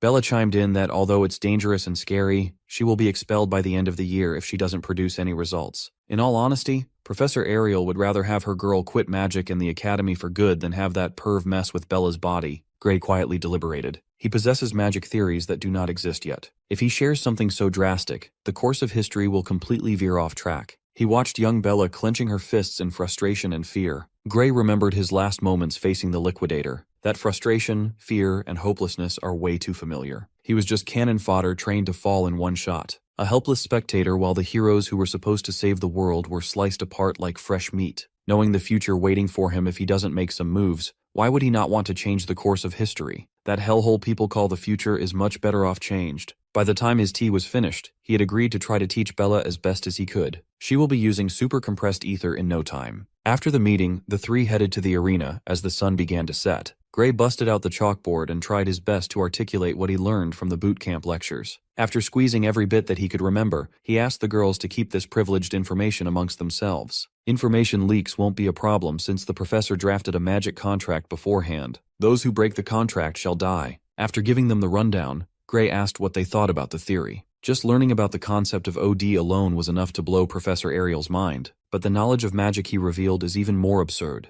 Bella praised his explanation as brief yet well-organized. She felt like she was listening to a lecture on magic from hundreds of years in the future. With Bella simply hearing and absorbing the info dump, the history of magic had advanced by 100 years in this room. She kept gushing about advancing magic by a century, but Gray himself learned all these basic concepts from the grown-up sorceress just 10 years from now. It's a testament to her genius. There was a lot of information that even Professor Ariel failed to judge and grasp properly, so she deferred to her little magic prodigy. According to Bella's rough estimation, there's a good chance that the theory is sound. None of the concepts contradict the current magic theory that the world is running on, but the quickest way to find out for sure is to test it out. That's why they occupied the arena in the first place. If the theory holds water, the spell Bella quickly whipped up on the go should work. Holding a staff in her two hands, she placed her trust in Gray's teachings and tapped into her full power. That doesn't sound like a good thing. If he remembers correctly, Bella Albright's strength is rumored to be capable of burning an entire city down in an instant. She's practically a weapon of mass destruction. Moreover, she was infamous for having no proper control over her powerful magic output. Today must be the day he witnesses that legendary display of dominance. Even Bella was shocked to see what she just kicked off. A gigantic blaze of scorching fire shot out and escaped from the middle of the arena and into the clouds. Gray tried to warn her against this reckless idea, but it was too late. The pillar of flame stood tall with the young mage at its foundation, holding up an imposing magic circle. This overwhelming power stood at the pinnacle of magic in his past life. If Bella hadn't taken control of the spell a split second earlier, he would have been swallowed by the blaze. That fine elemental manipulation literally saved his life. Oblivious of other people's fear, Bella was beaming with joy. She finally did it. She bridged the gap between her theoretical and practical talents. Pushing herself even harder, she proceeded to tame the flaming pillar, molding it into the shape of a roaring, fiery dragon. For the first time in her life, she found magic fun. She was swept by the moment and quickly gassed herself out. The fire petered out, and she felt the drawback of her test right away as her ether reserves dried up. Her legs gave up, and she lost consciousness. The staff dropped to the floor, and so did her body. Worried, Gray ran up to the unconscious girl while the professor told him to chill out. This collapse was a classic case of ether depletion. All Bella needs is a little bit of rest, and she'll be back to 100% in no time. Hearing that assuaged Gray's worries. Still, even Ariel was astounded by the marvelous display of magical talent the young woman displayed. She might be the only person who can put together magic on that scale after learning a new concept. While completely out of it, the napping mage mumbled that it's not her who is amazing, but the theory. Gray gave her the tool to easily create her own super-compressed ether. Well, it was a tool she was supposed to develop in the future. Ariel sighed in relief. Bella no longer needs that shady surgery from that arcane criminal. She would gladly curse Bradley off herself. The professor was glad to see the young mage avoid a ruinous path. She's especially glad that she did not lose her magic control through some unsanctioned experiment. Although Bradley's special surgeries were proven to increase one's magical output, they come at the expense of control. Exactly how it works is a mystery, but it's highly likely that the lunatic found a way to forcibly break a person's limiter. Now it makes sense why the sorceress in the past world was rumored to be an out-of-control weapon of mass destruction. In any case, today's massive progress would not have been possible without Gray's help. The terms of their contract have been fulfilled. It's the professor's turn to fulfill her obligations listed on the magic paper. First of all, she promised to do something about his arm. There's a magic spell in her repertoire that might help. Extending her hand out, she summoned countless translucent butterflies made of pure ether. They flew all around the arena as she gently touched her student's hand. Upon contact, the ether around the area swirled and stirred, coalescing upon the point of connection. For a few seconds, Gray accepted the healing touch openly. Afterwards, he tried clenching his injured hand and felt a drastic difference in comfort compared to before. He can finally move his dominant hand again. It was a vast improvement. With his spirits up, he wholeheartedly thanked the professor for solving one of his biggest problems. Not even a magic healing potion could cure his mysterious injury, yet her light touch did the work. She boasted that her nerves restoring magic shouldn't even be mentioned in the same breath as average magic healing potions. Before they got carried away, she wanted to make sure that he was really back to 100%. To test that, Gray must try swinging a sword to find out. For the first time in a long time, he touched the hilt of his blade with his dominant hand. He did a quick draw and slashed the sword casually. Right away, he noticed something alarming despite the supposed full recovery of his arm. To confirm, he lowered his stance and went through the motions of his swordplay to see how it felt. Much to his dismay, his right arm doesn't feel like it moves as fluidly as it used to. Professor Ariel expected something like this to happen. She may have repaired the nerves to their perfect state, but her magic can't heal the wounds in the young man's soul. Hearing her mention the soul confused Gray. While today's magic knowledge hasn't proven the existence of the human soul, Ariel is a firm believer that it does exist. After all, she can see it with this special eye of hers. Hiding underneath that sparkly monocle is an all-seeing eye that could see through everything. Right now, she can see Gray's soul slowly healing itself over time. She theorized that as long as he doesn't overexert himself, he will recover naturally. He innocently asked if practicing his swordplay would count as overexertion. The professor replied that it doesn't. He can train normally. Rather than that, she asked him what kind of swordsmanship he practiced that could harm one's soul so badly. Then again, swordplay that uses one's soul as fuel is not a new idea. In fact, she knows a certain someone who has the same capability. Amy White is another student of the Divine Eye Special Admission course. She reckoned that there must be some connection between these two students of hers. Gray was shaken and confused as to why Professor Ariel would think that way. He hasn't even encountered the future sword saint in this timeline. Ariel assumed that Gray knew Amy based on the way he wielded his sword. It gives the impression that he learned it from that sword nerd.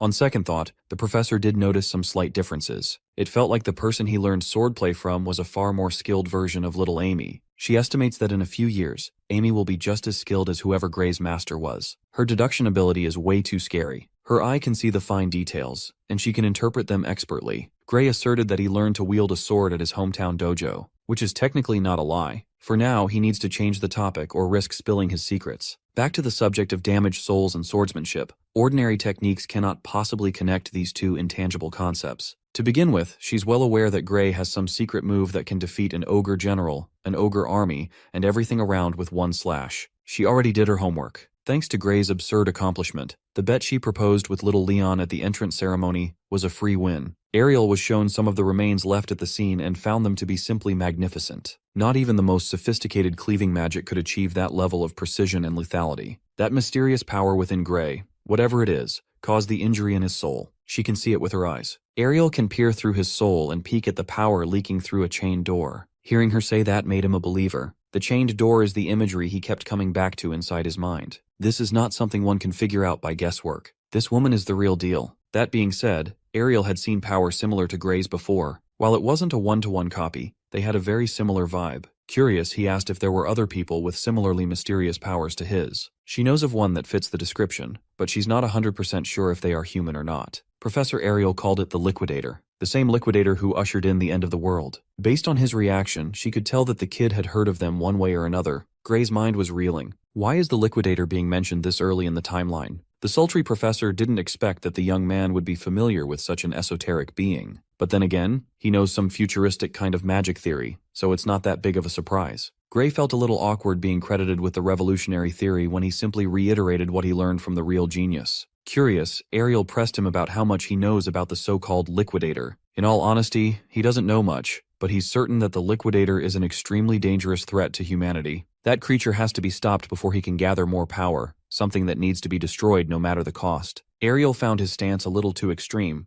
but she agreed that the Liquidator poses some danger. Even so, Balian Bradley seems intent on continuing his experiments on this subject. It sounds like the future cataclysm of Apocalypse is somehow related to the infamous magic terrorist. As far as Ariel knows, the Liquidator is the very being Balian Bradley is trying to summon. This was news to Gray. No one ever told him the origin of mankind's enemy. Thinking about it, the Academy in the last timeline served as a center point of history. The higher-ups acted as if they knew exactly where the Liquidator would appear. There's a high possibility that the World Union Academy itself had a hand in summoning the Liquidator all along. The professor and the secretive freshman agreed that this extremely reckless experiment had to be stopped before it got out of hand. Unfortunately, the one running the studies is also a tenured professor. Ariel doesn't have the authority to shut him or his experiments down. She already tried to push the higher-ups to move, but they simply wouldn't listen. Unfortunately, she doesn't have the authority to divulge any more information to a mere student. The bottom line is, unless orders come from above, no one can force Balian Bradley to stop his lunacy. Gray was hoping to at least get the names of the Academy's higher-ups, but that's out of the question for now. It looks like the Academy's leadership is more tangled than he thought, but if he can prove that Professor Bradley is a dangerous criminal, maybe they could have enough bullets to change things. In the previous timeline, Balian's illegal experiments claimed the lives of tens of thousands, and Gray knows where these atrocities will happen. There shouldn't be any harm in sharing this information with Professor Ariel. This way, they can catch the maniac red-handed. But she outrightly shut down the idea. Entering an Academy professor's research facility without permission is considered a heinous crime on its own. They might have to produce hard evidence in a different way without risking prison time themselves. But if Gray can deliver some hard proof right now, that might change things. If not, then they have no choice but to shelve this idea for the time being. It sounds like Ariel is aware of the possible dangers, but her hands are tied by bureaucracy and Academy politics. It's frustrating, but understandable. More importantly, she wants to delve deeper into the topic of Gray's mysterious power. She teased that there might be a way to learn how to control that lethal weapon. There's a professor in the Academy who specializes in dealing with unknown forces. Gray's case is the perfect puzzle to solve. Professor Heathcote Longfellow is his name. Gray had heard the name before. Heathcote Longfellow was the one who trained the Sword Saint herself. He's a legendary figure. Ariel knew that this idea would catch the young man's interest. She promised to arrange a private training session with the Stoic professor for tomorrow. Gray gratefully accepted Ariel's aid. The very reason he came to the Academy was to master this power after all. He didn't expect to find a solid lead so quickly. Things are finally looking up. The very next day, Gray found himself in close proximity to the stern professor. His first private lesson from Heathcote Longfellow is underway. Ariel certainly worked fast. Gray expected some hardcore training or extensive theoretical lessons, but Professor Longfellow dragged him to the woods, and now they're running in circles. They're still inside the Academy zone, but they're in the middle of a thick patch of forest. While he was trying to figure out the purpose of this aimless running, Professor Longfellow scolded him for letting his mind wander. Instead of thinking stray thoughts, he should be picking up his pace instead. They must run and push the body to its absolute limits. Longfellow believes that the power of the soul truly awakens once every drop of physical strength is burned away. Gray is prohibited from touching his sword until every little iota of his stamina has been spent. The young man can't see the bigger picture yet, but he completely trusts Heathcote's methods. Still, while he's out here running laps, Balian is carrying out inhuman experiments to summon the arbiter of the end. It's hard to get your mind off that nagging thought. Gray is carrying the burden of future sight, and it is slowing him down. Nevertheless, he stuck with the training regimen for an entire week. On the 7th day, he was summoned to report back to Professor Ariel. Gray felt a little embarrassed that all he's been doing was endless running and just a bit of sword drills at the very end. Admittedly, he feels a slight improvement in strength. Ariel couldn't hold her amused laugh. She's well aware of Heathcote's bizarre methods. With the report concluded, a messenger politely entered the office. He handed a sealed letter addressed to Professor Ariel. She immediately opened the message, and her expression slowly twisted as she read through the correspondence. By the time she reached the end of the letter, she was frozen in her seat. Worried, Gray asked what was wrong. She wordlessly handed him the letter to see for himself. It would be better that way. It was a letter written by Bailey and Bradley. The lunatic had received the report regarding Bella Albright's supercompressed ether breakthrough. He insisted that although there's a close resemblance, the young mage has not actually achieved the level reported. He therefore refuses to recognize her new ability. Accordingly, the surgery contract remains valid, and the surgery shall proceed as scheduled. It was a preposterous letter written by a master ragebaiter. It was insanity. Ariel is pissed. It seems Bailey and Bradley is determined to get his hands on a prime guinea pig in the form of Bella. He's trying to force her into a completely unnecessary and dangerous procedure. Unfortunately, the maniac has all the power. The magic contract Bella signed was airtight. Unless Bradley voids it himself, Bella is obligated to choose between expulsion and surrendering her body to a madman. Gray refused to accept that bullshit. Ariel concurred. This letter lit a fire under her ass to act with no regard for bureaucracy, and she needs Gray's help. She wants to know the location of Bradley's secret lab. It will be risky, but she must expose that bitch as a criminal to render the outrageous contract null and void. Finally, she's down to getting her hands dirty. This is precisely what Gray needs. Gloatingly, he asked why she had changed her mind when exposing a fellow professor without solid proof on hand, which poses a risk that is too high. Well, they are past working within the bounds of the law. She's putting her faith in Gray in order to protect another one of her precious students. From the very start, her eye had foreseen that this would happen, that Gray had been telling the truth this entire time. It took some time and a blatantly absurd letter to admit it, but Ariel is finally awake. It's time for Gray to lead the way, guided by knowledge of the future. Together, they will bring that psycho's crimes against humanity to light. The Dark Swordsman returns. As far as he knows, that vile laboratory is hidden in the mountains near the village of Toruel. Professor Ariel vaguely recalls news that one of the other faculty members had been given authorization to construct a lab there. This means those illegal and inhumane experiments have been sanctioned by the Academy. There is no better place to conduct illegal research than the mountains of Toruel. Practically no one will bat an eyelid if he stays there for long. On top of that, professors of the Academy respect the unwritten rule forbidding interference with each other's projects. But as long as they can gather some evidence proving that crimes against humanity are being conducted, they shouldn't be charged with breaking and entering. While they were discussing the plan of attack, Bella knocked on the door, and Ariel let her in. She had just received a letter that contained the ghastly news. Her emotions are in turmoil with an overwhelming sense of defeat. Professor Ariel grabbed the letter from her hand, assuring Bella that this mess would be taken care of one way or another. It sounds like Ariel is planning to fight Varian Bradley all by herself, and Bella won't stand for that. With a confident smile, she insisted that she could solo that bastard any day of the week. The worried young lady gave Gray a pleading look to intervene, so he stepped up and pledged to come with the professor. Stealing her resolve, Bella also volunteered to tag along. She doesn't want to rely on everyone else to solve her problem. Ariel thought she could just move by herself. She warned them that Varian is a seasoned professor. Not only that, he's also a lunatic who has no regard for human life. If he catches an inexperienced student trying to foil his plans, there's no telling what he might do. As the grown-up in this conversation, she can't possibly risk these kids. But Gray saw this as all the more reason why going alone is dangerous. He asserted that he could tap into the power he used to take down an ogre general if the need arises. He won't be dead weight. Besides, if something bad happens to Ariel, then the Divine Eye program would undoubtedly get dissolved, effectively expelling Gray and his peers. He would rather have a say on his future, a choice to decide their own fate. Seeing the determination in their eyes, Ariel could not possibly say no. They made it sound like they would still come,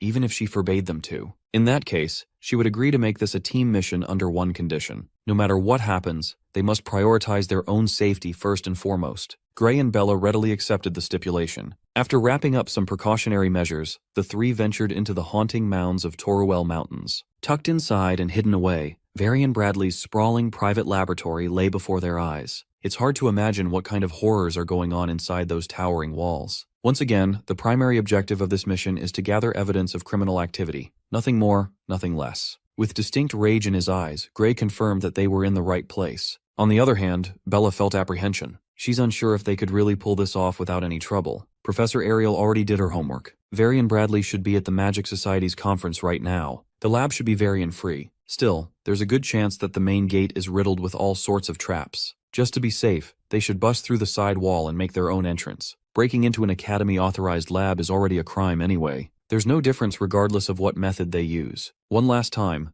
Ariel gave Bella the chance to go back if she changed her mind. Gripping her staff tightly, she cast all her doubts aside. She asked if the professor was really willing to go through all this trouble for someone like her. Gray interjected and answered that this operation is not solely for her sake. Stopping Varian Bradley's devious plans is for the world's sake. If they don't do something now, countless people will die and the whole world will suffer. Professor Ariel found his reasoning a little exaggerated, but she agreed that the perverse animal must be stopped. So, Bella should just chill and get out of her head. She's not the only one who needs saving. With all that preamble out of the way, Ariel led the way, dragging Bella along while Gray ran alongside them at full speed. Upon reaching the side wall of the towering lab, she calmly activated a fiery spell. Multiple explosive streaks of flames tore through the concrete without resistance. The resulting explosion lit up the whole mountain with a blistering light. You've got to give it to the professor. She knows how to put on an over-the-top show. Gray was the first one to peek through the instant entrance. What he saw inside made his skin crawl. Laid before his eyes was a long and dark hallway with countless jail cells lining both sides. Inside those cells were emaciated people, chained up and catatonic from extensive torture. Some of them looked dead. Some were missing limbs and bleeding out of their infected open wounds. They knew they would find something, but they didn't expect it to happen so soon. There's no need to even make an effort to look for incriminating evidence. The group traversed the long hallway. Every single iron-barred cell was filled with Varian Bradley's victims. So far, Ariel has noted traces of 14 forbidden spells used on the prisoners. That fact alone should convict Varian of serious criminal offenses. There isn't even a need to mention the extensive list of clear human rights violations committed in this place. Eventually, they came across a massive room in the middle of the lab. The floors were caked with old and fresh blood. At the center, an ominous magic circle can be seen. It looked like some sort of an altar. The initial plan was to get in, get some concrete evidence, then get out. But the kind young sorceress felt compelled to rescue the people trapped in this hellscape. Gray felt a worrying premonition. They shouldn't stay in this place for long. A rescue mission would take way too long, and Varian might return. Before they could even come up with their next move, a ghostly figure emerged from the darkness. He leisurely walked towards the group as though he was strolling through his private garden. Professor Ariel immediately recognized the man inching closer to them. It was the man, the myth, the unbearably ugly-ass mad scientist himself, Varian Bradley. Bro thinks he has aura. Gray immediately drew his sword, ready to respond to whatever evil Unk would do. Varian Bradley gloated that he arranged for a double to go to the conference in his stead. He's on the brink of a significant breakthrough in his experiment after all. This man bragged that he managed to get his hands on some extremely fresh materials for an important ceremony. You see, he likes to use his human lab rats while they're still fresh and breathing. But seeing Professor Ariel and her precious pupils on his doorstep, he decided to pivot and change the plan. Ariel worried for her students. Bella was paralyzed by a guttural terror, and Gray was ready to throw hands at any moment. Tonight's experiment would yield a far better result if the materials used possessed more potential for magic than the average person. Varian has no clue how they found out about his little hell on Earth, but he's sure that these three are operating covertly. That means they never told anyone where they're going. If they all suddenly go missing, not a single soul would know where to look. Whatever twisted thing Varian has in store for them would not lead to suspicion. Forget the crimes against humanity. Give this man the electric chair for that creepy-ass smile. From the sound of his villainous speech, it's obvious that Professor Varian is itching to turn them into lab rats that would push the boundaries of magic itself for a steep price. Since they had already seen all the dirty laundry, they could not be left alive. He might as well make use of their magic potential as best as possible. In the middle of his grandiose monologue, Varian found a massive fireball heading for his dome. The spell exploded with a fiery boom that lit up the desiccated room. Surprisingly enough, the attack didn't come from Professor Ariel. It came from the future great sage herself, Bella Albright.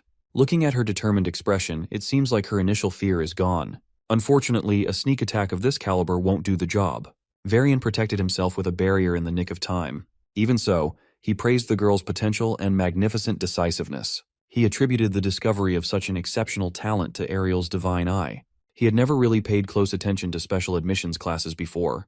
Perhaps he should start looking closer at the other recruits in that controversial batch. Nevertheless, a mere academy student trying to assassinate a professor would never work. The gap is too wide. Tossing away all her fears, Bella accepted that it would be better to get her hands bloody rather than be killed. She barely missed her chance, though. Worried for her students, Ariel issued the order to retreat. They already have their evidence, and the academy should be able to handle the rest. Professor Varia won't just let them walk away freely.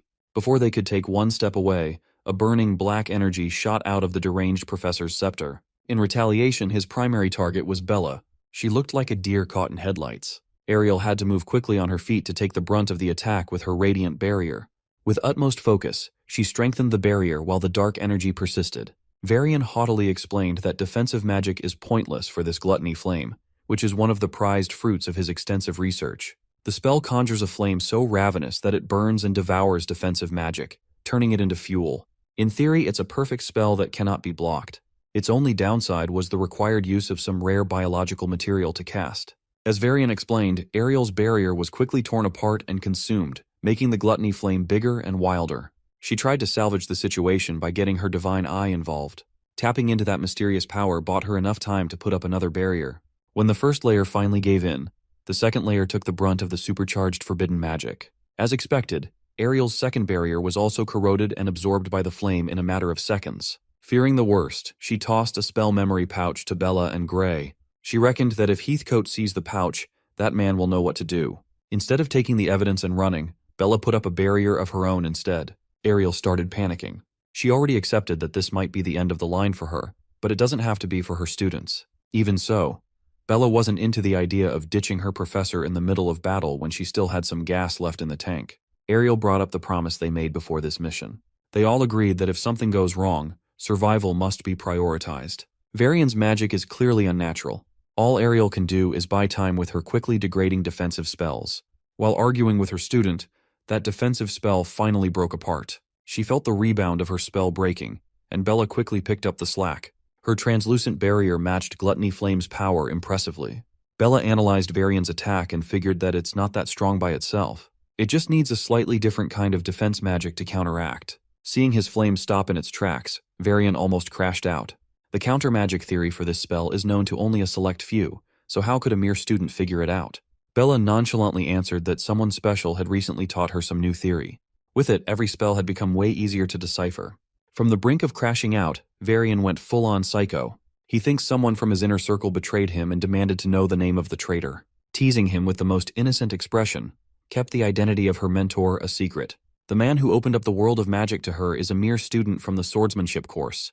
He patiently relayed some crazy ideas about magical theory, and with Bella's innate genius, piecing all the information together came naturally. Varian is a victim of a successful rage bait. Look at this man's veins, bro.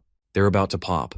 Have you been baited so hard that you pull out a suspicious bloody crystal to enhance your killing move further? Crushing the bloody crystal in his hand, the human souls trapped in that thing rushed out to fuel Gluttony Flame even more. At this point, the fire looked more like a sentient beast than an inanimate spell. Varian might be committing crimes against magic and humanity, but his spell looks cool as hell. Even so, Bella estimates that her barrier can hold for a bit longer. She can theoretically extend this standoff infinitely, but her mana reserves won't last for long. At her best, she can probably squeeze out one more minute. With her hands full on defense, Ariel would have to pick up the slack on offense. Using her divine eye, the red-headed professor locked in. Seeing the flow of magic clearly, she saw a spot where the flames were particularly thin. If she can project mana outside the barrier, Ariel might be able to break through. She conjured charged strings of mana to freely flow through Bella's ironclad barrier. From her position to Varian's, Ariel had a clear path to a kill shot. Unfortunately, her winding strings of mana were just too puny to muscle through Gluttony Flames. They slowly petered out until they were completely snuffed out. Varian laughed at the pathetic counterattack attempt. As far as Gray remembers, Professor Ariel's offensive magic is one of the weakest among the staff. Her specialty lies elsewhere. With the flame's properties, her inherently weak offensive power must have been devoured too. They have to figure out a way to wrap this up quickly. Bella is starting to feel gassed out. Her stance is faltering and her grip is quivering. The barrier might go down any second now.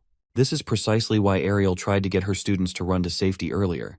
With all other options exhausted, it's time for the main event, Gray, to take on the burden. Bella didn't know how he could possibly do any damage when there was a storm of powerful magic between his sword and Varian. Gray basically said, "Nah, I'd win." Professor Ariel could read what he was planning, and warned Gray against using his mysterious power again. Using it too soon could render his healing arm unrecoverable, or it could even kill him. Nevertheless, dying alone is better than all three of them dying, isn't it? Besides, they were worrying about nothing. The MC quickly broke through the Gluttony Flame, flashing a deadly red light on the other side for Varian to see. The last thing the crazy professor saw was Gray's unpredictably perfect slash mixed with splashes of his own blood. His brain was still trying to figure out what the fuck just happened while his head was neatly separated from his body. Just like that, Professor Varian Bradley was rightfully executed for his litany of crimes. His executioner is the man who's going to change the course of history.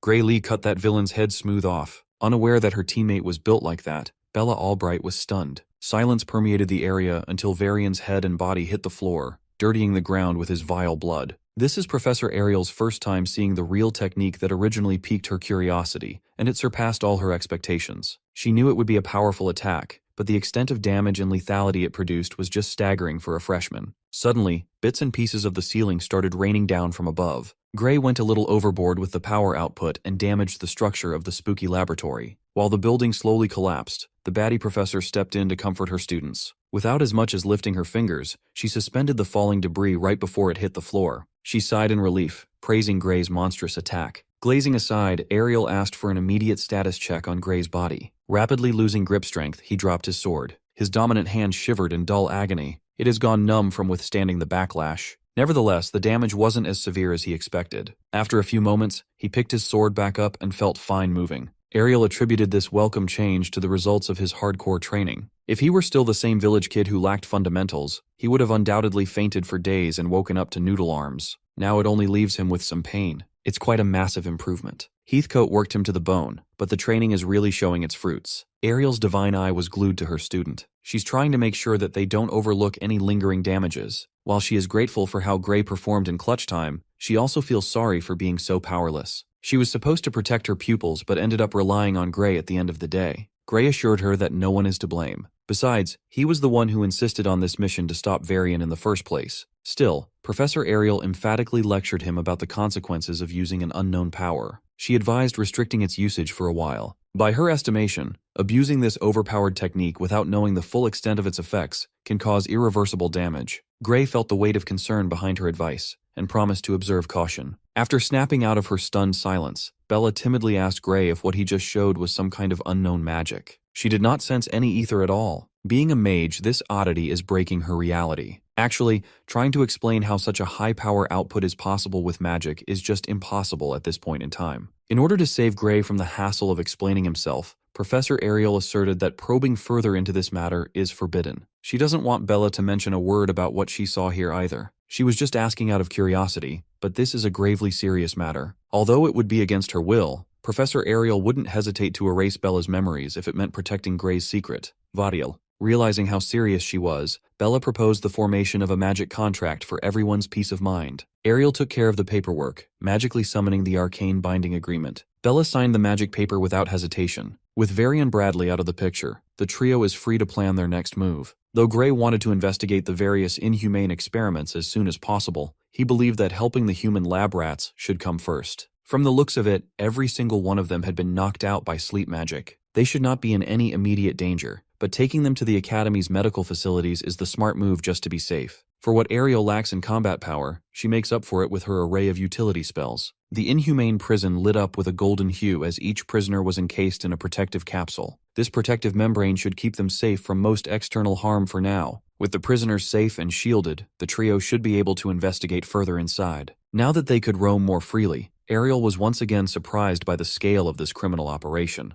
Traces and evidence of illegal experimentations are out in the open as far as the eye can see. Almost all of them involved the use of human sacrifice to produce magical catalysts. There were also cruel setups exploring the possibility of enhancing a human's magical abilities and capacity. Despite all these grotesque trials, Ariel did not see any signs relating to the liquidator. Gray is operating on the future site that this is the location where tens of thousands of people died relating to the liquidator's emergence. He knows that this lab has to be more than a mere magic catalyst factory. He was suddenly reminded of a crucial detail. He read incident reports detailing how the majority of casualties resulted from a miasma that welled from the ground. If that's the case, something more sinister must be hiding underneath this place. Curious and unsettled, Gray suggested that they explore more vertically to find some possible hidden passages. With a cursory glance, Professor Ariel's divine eye did not pick up any signs of that sort. But upon closer look, she picked up on something out of place near Varian's blood-soaked corpse. Squatting on top of the oddity, Ariel pushed more ether into her divine eye, peering through all the illusions. It was infinitesimally faint, but she could sense traces of short-distance teleportation magic on the floor. Perhaps they are on the brink of discovering a space only accessible to high-level magic. Based on the faint traces, she estimated the teleportation distance to be around 300 meters going down. Thankfully, she's well versed in the art of short-distance teleportation herself. With a snap of a finger, they should be able to override the concealment. Suddenly, a massive gate made of pure magic and ether surfaced from the ground. If they hit nothing, the other side of this gate should lead to nothing but earth and dirt. Ariel is banking on the off chance that they find something. Anything. The trio fearlessly stepped through the gate. None of them could have expected what was waiting on the other side. 300 meters below the illegal prison lab was a city made of tightly packed structures. Who would have thought there'd be a massive area under such an inconspicuous place?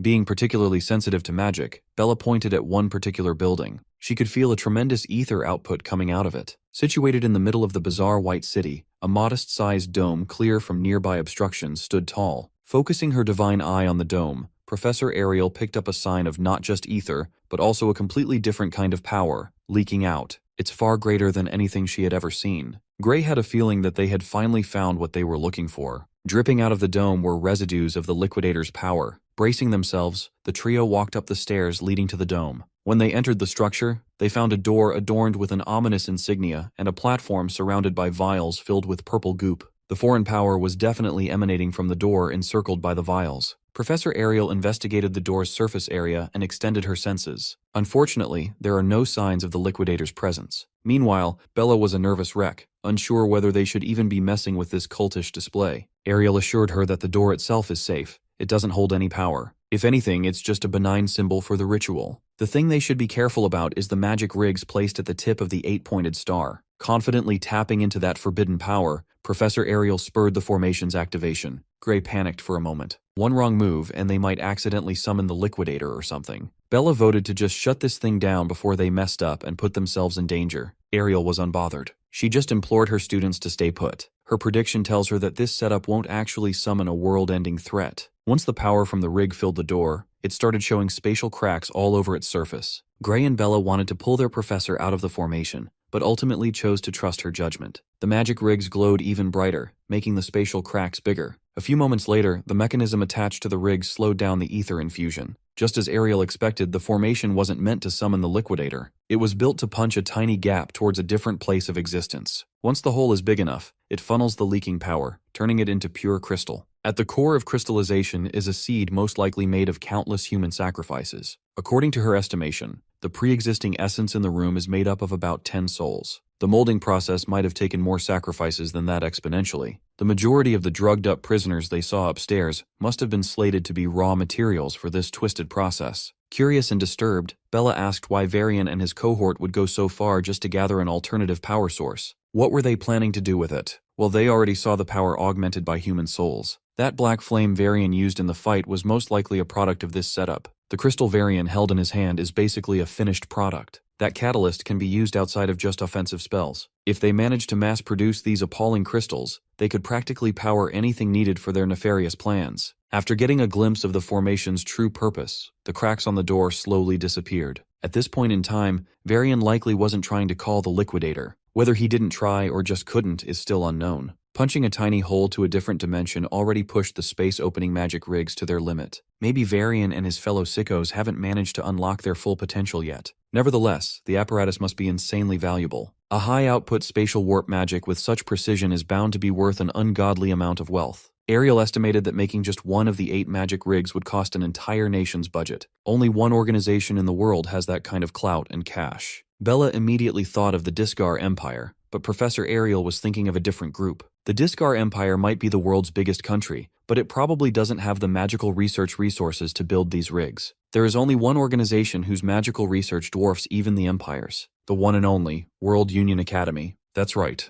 the same glorious institute they all belong to. Professor Ariel has been around the block for a number of years. She knows for sure that no other research body can support a project of this scale and budget. The World Union Academy, which was supposed to defend the world from threats, is dabbling in some freaky territory. Ariel was 100% certain that all the puzzle pieces pointed to their supposedly stellar academy. Still, that doesn't mean the whole academy is privy to this villainy. Most of the institute must have been just as clueless as they were before stumbling into this dome. Before the timeline reset, Gray saw how the academy's top forces fought with their lives on the line on the front lines. Even beyond the heroic subjugation squads, most students and professors kept protecting civilians right until the very end. After seeing that future with his own eyes, Gray refuses to believe that the academy is pure evil. Ariel agreed with his assessment. She reckoned that most of the academy acts for the sake of humanity and would condemn Varian's illegal activities. However, the academy is massive. It houses countless talented researchers from all over the world. They have access to the best facilities and resources. Hardly anyone in the world can truly grasp the whole picture. Whoever was involved with Varian must have some serious backing and influence. The illegal lab and the magic rigs could not have been arranged with just a professor's authority. With that being said, they cannot fully trust the academy.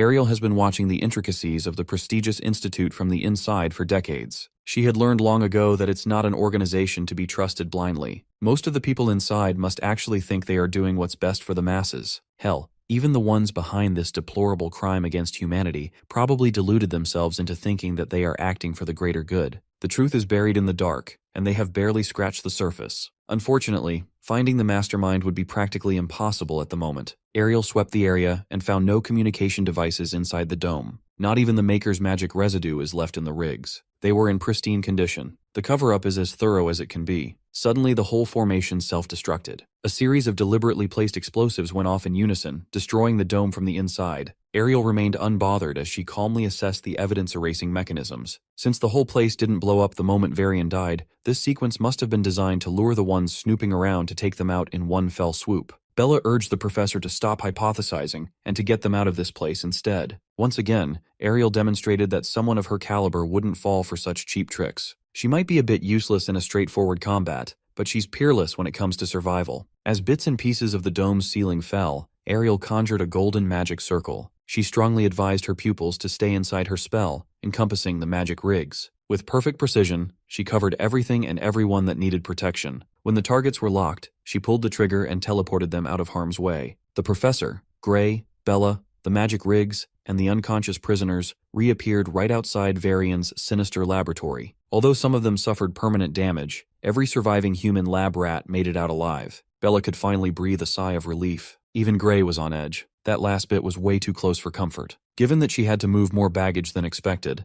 Ariel's teleportation spell was slowed down, but it was all worth it for the magic rigs alone. Once these valuable contrabands get involved, the Academy won't be able to ignore them anymore. The very next day, Ariel brought up all the necessary information to her boss. World Union Academy's headmaster, Orodrom Alexandro, extended his gratitude for the trio's affirmative action. The survivors are currently being treated in the Academy's medical wing, and Varian's illegal experiments have been verified and dealt with. As for the magic rigs, that matter is a little more complicated. After a thorough verification process, each one was evaluated equal to a nation's annual budget. 8 of those things would cost an ungodly amount to produce. There's no way Varian alone could gather that kind of firepower. The headmaster straight up confessed that the rigs were stolen goods. These treasured magic artifacts were hijacked mid-transport. At the time of the incident, 78 transport agents were brutally wiped out. That number of casualties is no joke, but it was kept under wraps for some unknown reason. Come to think of it, Ariel vaguely recalled an incident that matches the description from 15 years ago. The stolen cargo back then carried these valuable engines. Investigations indicated that the culprit behind the massacre and theft was the Blood Drinker. Headmaster Orodrom Alexandro presumed that everyone was familiar with the name.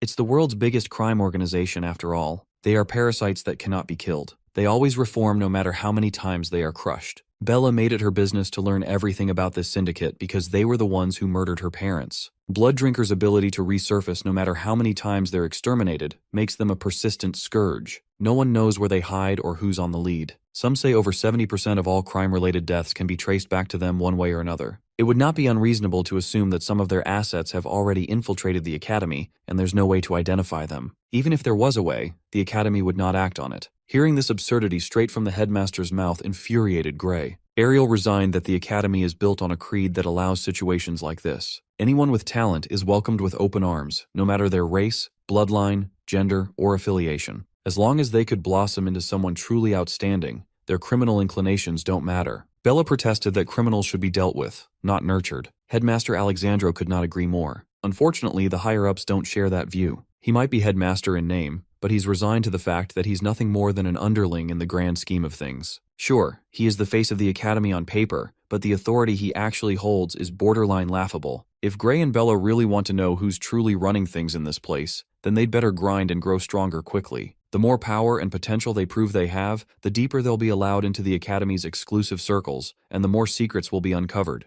Alexandro cannot drop names, but he hinted that one upperclassman student has enough influence to shape the Academy's entire direction. That kid even had a hand in the crazy policy of accepting talented criminals. To keep things simple, if Gray can get stronger than that wildly influential upperclassman, he could change how things are run in the Academy itself. In this place, strength is everything. With a clear goal in mind, both of the Divine Eye students felt the fire of motivation in their hearts. Holding his tongue, the headmaster had one lingering question in his mind. He knows that when it comes to combat, Ariel could not possibly stand a chance against Varian at all. That means one of these two youngsters overcame the gigantic chasm of power between student and professor. Ariel's divine eye is sharper than ever this year. Alexandro is eager to see what kind of monster the special program will produce. After the meeting with the headmaster, Gray headed out to a long hallway, deep in thought. Looking at the arm that houses his unknown power, he pondered the importance of power. If he wants to uncover the mysteries surrounding the academy to ultimately change history, getting stronger is imperative. He needs to shift his focus to getting stronger in any way possible. While he was contemplating how the future would look, someone rudely bumped into him. Forced out of his reflective mood, he looked up and saw the bottom of a shoe rapidly closing in on his face. With insufficient time to react and dodge, he instinctively raised his arms to defend. Gray was sent flying back a few feet away. It was quite an impactful kick. He felt a sharp pain in his arm after tanking an unexpected attack. The assailant clicked his tongue and admitted that Gray was tougher than expected. When confronted, the assailant was oddly offended. He had dark circles under his dead eyes and an emo haircut. He complained that Gray walks around like he owns the place when he's just a mere special admission reject. It sounds like emo here is just another one of those entitled pricks who hate the special slots. This is the first time someone actually acted against him, though. Gray grabbed onto his blade, ready to throw down if needed. Emo wanted to go all the way too, but the so-called reject number 2 just showed up. He was talking about Professor Ariel. The cowardly Emo turned around and walked away before the professor could meddle. Once he was far enough away, Emo started muttering to himself and apologizing for not getting any closer to the target. He bit into his thumb in frustration, nibbling until he bled profusely. Emo quietly swore that he would send that reject to the afterlife to accompany Professor Varian when the time was right. When Professor Ariel caught up, she asked what had just happened. Gray snitched that some random punk just kicked him out of nowhere for simply walking around the academy's halls. Since no weapons were involved and no injuries were incurred, she can't really do much, officially speaking. Even so, she gave Gray the green light to chase the bitch and punch the lights out of the prick. Technically, she can't be giving out permissions like that, but she could just turn a blind eye and use some haphazard excuse about a decline in her eyesight. Gray doesn't want to cause any unnecessary trouble, so he chose to let the matter go. The troublemaking professor was a little disappointed. Since they're on the topic of discrimination, she asked Gray what it's like being under her Divine Eye special program. Gray admitted that jeers and rude comments are commonplace, but this is the first time someone actually got physical with him. Hearing what her students go through, Ariel profusely apologized for her shortcomings and lack of authority. Gray reminded her that he would not even be admitted to this place if it weren't for her intervention. Besides, he's confident that Bella and the other will soon prove that the program wasn't a mistake. After all, he's seen how good her eye is for spotting talent. All her hand-picked students went on to become renowned heroes on their own merits. Gray's words gave her some comfort. Ariel was pleased to hear that he believed in her ability. Nevertheless, she implored him to nut up. Out of everyone in the Divine group, she admitted that she's expecting the most out of Gray. Amy White, Leek Muller, and Jacob Bloomfield, as the special admits before them, have the potential to become top tier. But Gray made her believe that someone could surpass humanity. Being compared to future heroes made him uncomfortable, but Ariel's utmost confidence in his talent is quite reassuring. The mastermind behind Varian's crimes is still out there, plotting to summon the Liquidator. Those heroes that he admired so much couldn't hold a candle to that otherworldly being. The sole reason he came back to the past is to find a way to change history. The fate of this world rests in his hands. After tangling with criminal organizations and war crimes, it's time to go back to regularly scheduled classes. Gray is still a student, you know? Today's swordsmanship class will be live combat practice. The professor already paired up students according to the list on the board. Practical training is tough, Gray readied himself mentally. If he screws up, everyone will have a reason to talk trash about Divine Eye again. He won't let that happen. At the very least, he needs to keep up with the average student. Unfortunately, his matchup might make that difficult. He was paired with the freshman representative, Leonhard Apius. Knockoff Lloyd Forger is the current top student of the swordsmanship course. The professor insisted that the pairings are decided by matching up students with similar skill levels, so there's no need to hold back. Everyone must treat this practical like a real fight. Gray quietly cursed the professor for making his life hellish today. As far as he knows, Leon despises Divine Eye students. That dude is probably itching to give him a bloody beating after their last encounter in magic class. Speaking of the devil, Leon grabbed him by the shoulder, stunning Gray. Unbeknownst to him, Blondie here is absolutely stoked to spar with his new idol. He's trained harder than his peers, and he is desperate to show Lord Gray his sword. Seeing the brightly intoxicated smile on his face, Gray didn't know whether to laugh, cry, or be scared. He interpreted this look as the look of a man loving the fact that he could beat up a classmate legally. After everyone found their partner, the professor gave the go signal to start. Right away, sounds of steel clashing filled the Colosseum. Leonhardt didn't waste a second and charged forward, speeding like a bullet. Gray raised his blade hurriedly, barely blocking the energetic strike. Leon easily overpowered his block, sending him skidding by force. Blondie relentlessly closed the gap, not letting him get an inch of break. Gray tried to retaliate, but he was easily thwarted by Leon's perfect form. Based on their brief metallic exchange, Leon genuinely praised Gray's strength. It's a wonder how he didn't make it in through regular admission. Now that they've got an initial gauge of each other, both combatants stepped on the gas and increased the speed. Gray thought he would get wrecked instantly, but he was actually holding his own. He was absolutely mogged when it comes to raw power. As for technique, Leon's polite swordsmanship is the perfect definition of by-the-book style perfected to a terrifying degree. Even with his extensive combat experience from his past life and his master's hardcore training, he was barely keeping up. Leonhard Apius is one of those homegrown monsters with a combination of talent and diligence. When their sparring reached its climax, virtually everyone in the field stopped their duels to watch the two. They were all surprised that the Divine Eye student was actually keeping up with their number one. Leon was having the time of his life. He could do this all day if given permission. On the other hand, Gray was struggling with his quickly fading stamina. If it wasn't for Professor Heathcote's hardcore training, he would have gassed out a few clashes ago. On the contrary, Leon looked like he was wholly unaffected. The guy wasn't even breathing hard yet. If this turns into a battle of attrition, Gray would be forced to take the L. Luckily, the professor gave them explicit instructions to treat this practical like it's a real fight. That means they would not be limited to textbook techniques. When Leon tried to hack him in half, Gray ducked out of the way in an unusual stance. He was almost face down, ass up in there. Using his palm, he pivoted his body from the floor. Not expecting such unorthodox movements, Leon was caught off guard. Instead of fighting a losing battle using swords, he resorted to using his feet to limit Blondie's mobility. Gray literally swept that fraud off his feet. While Blondie was suspended in the air, Gray used his sword to capitalize. Looking into his eyes, Leon finally understood what the professor meant when he said to treat this bout like a real life-or-death battle. Even at such a disadvantageous position, he refused to lose. Ultimately, the blades of both fighters ended up inches away from each other's throats. Gray was in an upright position, while Leon eked out a quick counter from the ground. Gray offered a helping hand and called the duel a draw. Leon gladly accepted the olive branch, but refused the draw decision. He knew that at the last second, all he could do was swing his sword by instinct. On the other hand, Gray could have clearly pierced his tip into Leon's heart if he had wished so. Since this was still a mock battle, Gray had to force himself to shift his target. Even with all the protective spells in place, he did not feel comfortable pointing a sword at a sparring partner's heart. With a smile, Leonhardt graciously accepted the loss. Thanks to this exchange, he gleaned valuable insights on the difference between real combat and mere fencing practice. Gray felt a bit ashamed for pulling a trick move in a swordsmanship class, but Leon asserted that anything goes in real combat. There's no such thing as cheating when lives are on the line. With that being said, he politely requested another round. Gray was rightfully hesitant to accept such a proposal. He only won the first bout because of his pivot's surprise factor. Now that Leon knows how crafty he can be, his chances of stumbling into a win have gotten way slimmer. Even without mentioning the gap in technique, their stamina difference is just too wide.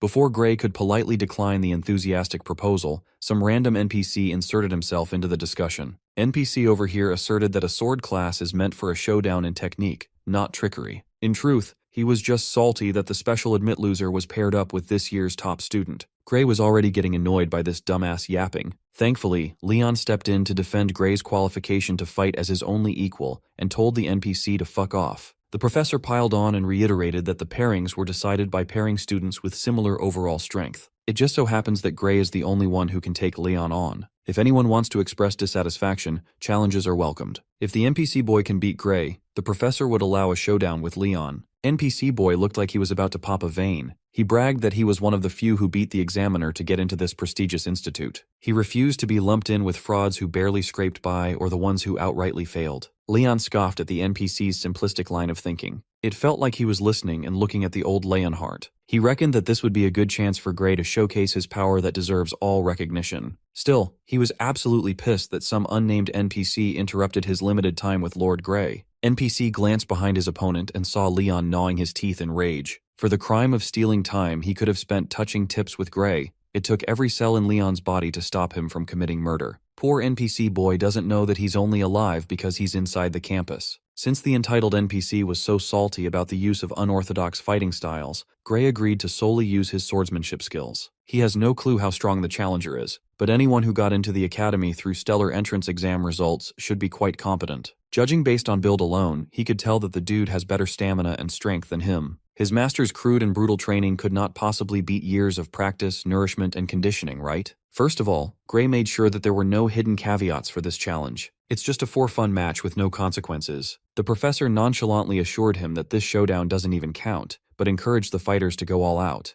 With the air cleared and the rules set, Gray and the NPC boy raised their blades. When the signal to begin was dropped, the NPC boy charged forward like a maniac. He's already convinced that this is the day he will rise in prominence by putting the special admit in his rightful place. To gauge NPC's strength, Gray openly received the initial strike with a well-timed block. Much to his surprise, the dude who loved talking shit actually has noodles for arms. While NPC boy was reeling in confusion, Gray was already plotting out the next move to deal with the light-hitting normie in front of him. Trying to recover from the humiliation, the NPC boy got up, acted as if nothing had happened, and restarted his attacks. Gray wondered if the dude was holding back or if he was just that bad. His mind was preoccupied by questions that he forgot to control the depth of the next cut he dished out. Gray easily drew blood by scarring the NPC's life forever. With one of the combatants desperately crawling on the floor, the professor motioned to announce the conclusion of today's final match. Gray immediately felt bad about overestimating his opponent and causing some serious damage. He was aiming for a simple disarm into a dodge, but the NPC guy was dumber than Gray anticipated.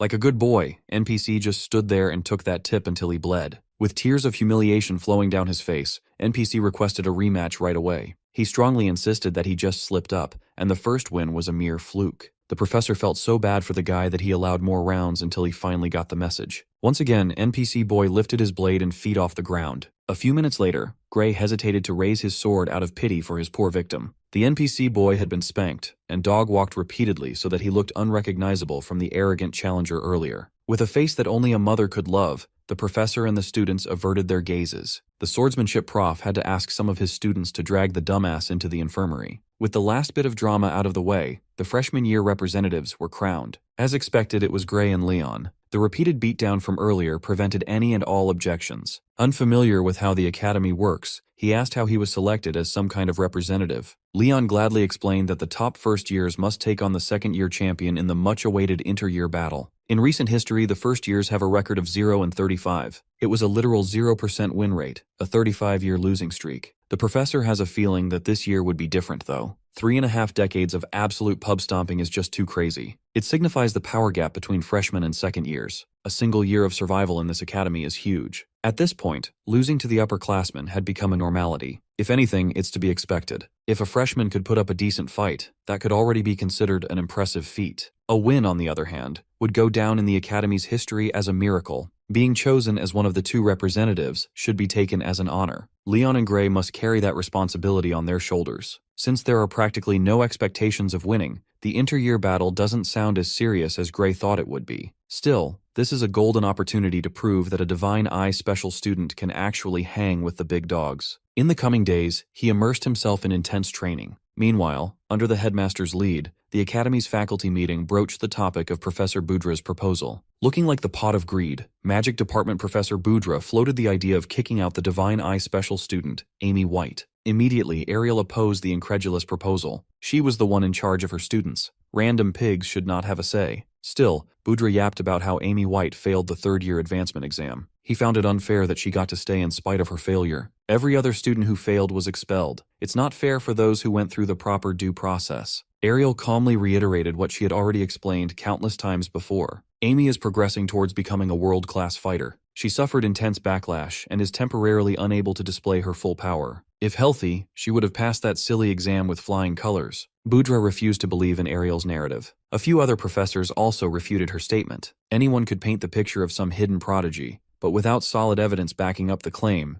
it's all just fantasy. Ariel firmly asserted that Amy is bound to gain full control of her power any day now, maybe even tomorrow. If they push her too soon, that window might close forever. The coalition of Magic Department professors continued pressing her. They are framing their stance as if they want to protect the Academy's integrity by upholding its high standards. Ariel had to remind these people that the Academy exists to nurture exceptional talents. Kicking out someone gifted just because they don't fit into a system defeats that noble purpose. With a smug smile, Boudra insisted that the special picks are in a steady decline, labeling the current batch as a bunch of failures. Amy White, Bella Albright, and Jacob Bloomfield, all of these so-called prodigies, come with some form of baggage. He implied that the Divine Eye must be going blurry. Perhaps it's time to abolish such an antiquated program. Ariel had gotten used to being piled on by these men, but they had never gone this far before. Boudra continued that the Academy's Founders Council established the program, so if they vote and half the faculty agrees to the idea, the decision should be respected. Given the lack of results from the current Divine Eye batch, a lot of professors are on board with this idea. They all heard about Bella's improvement, but they view it as a minor advancement, given her still questionable mana capacity. Admittedly,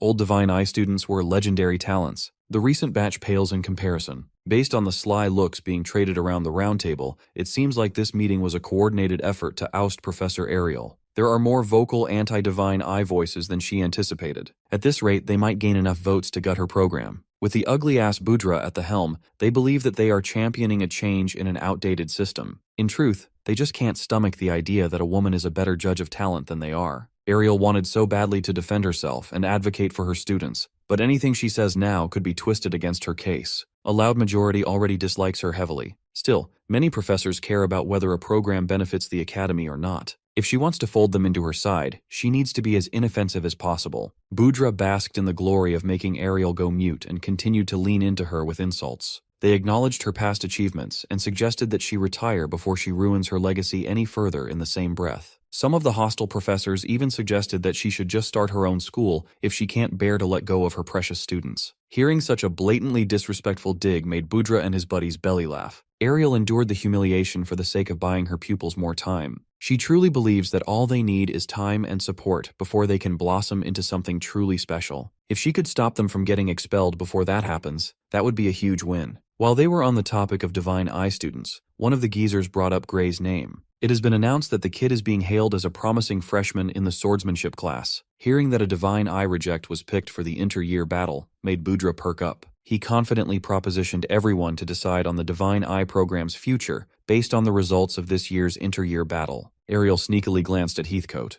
The stalwart trainer shook his head in disapproval. She argued that Gray is not suited for mock battles. He's supposed to be a lethal weapon, only to be deployed in a kill or be killed scenario. A geezer slammed his fist into the round table and accused Ariel of coming up with more excuses. He believes that skills that won't show in training won't be useful in real combat either. Losing the leverage in this negotiation, she tried to explain that Gray's abilities cannot be judged through common sense. Before the meeting got even more heated, Headmaster Alexandro demanded silence before wrapping up today's discussion. Curious as to what Gray is capable of, the headmaster agreed that every professor should come and watch the inter-year battle before properly picking a side. Ariel was mortified, but the meeting had been adjourned. Every other professor left the round table with glee, leaving Ariel listless in her seat. Heathcote was worried for his friend. Ariel trembled as she silently apologized to her students. She's seen how strong Gray can be if unleashed at full power. But the boy still needs time to develop a solid foundation. Right now, all she could do is place her hopes and dreams on the back of her youngest prodigy. It's up to Gray to protect the Divine Eye program's future. The day of the inter-year battle has arrived, and the entire academy gathered at the Colosseum for the festive tradition. Introducing the competitors, the poster boy of noble swordsman,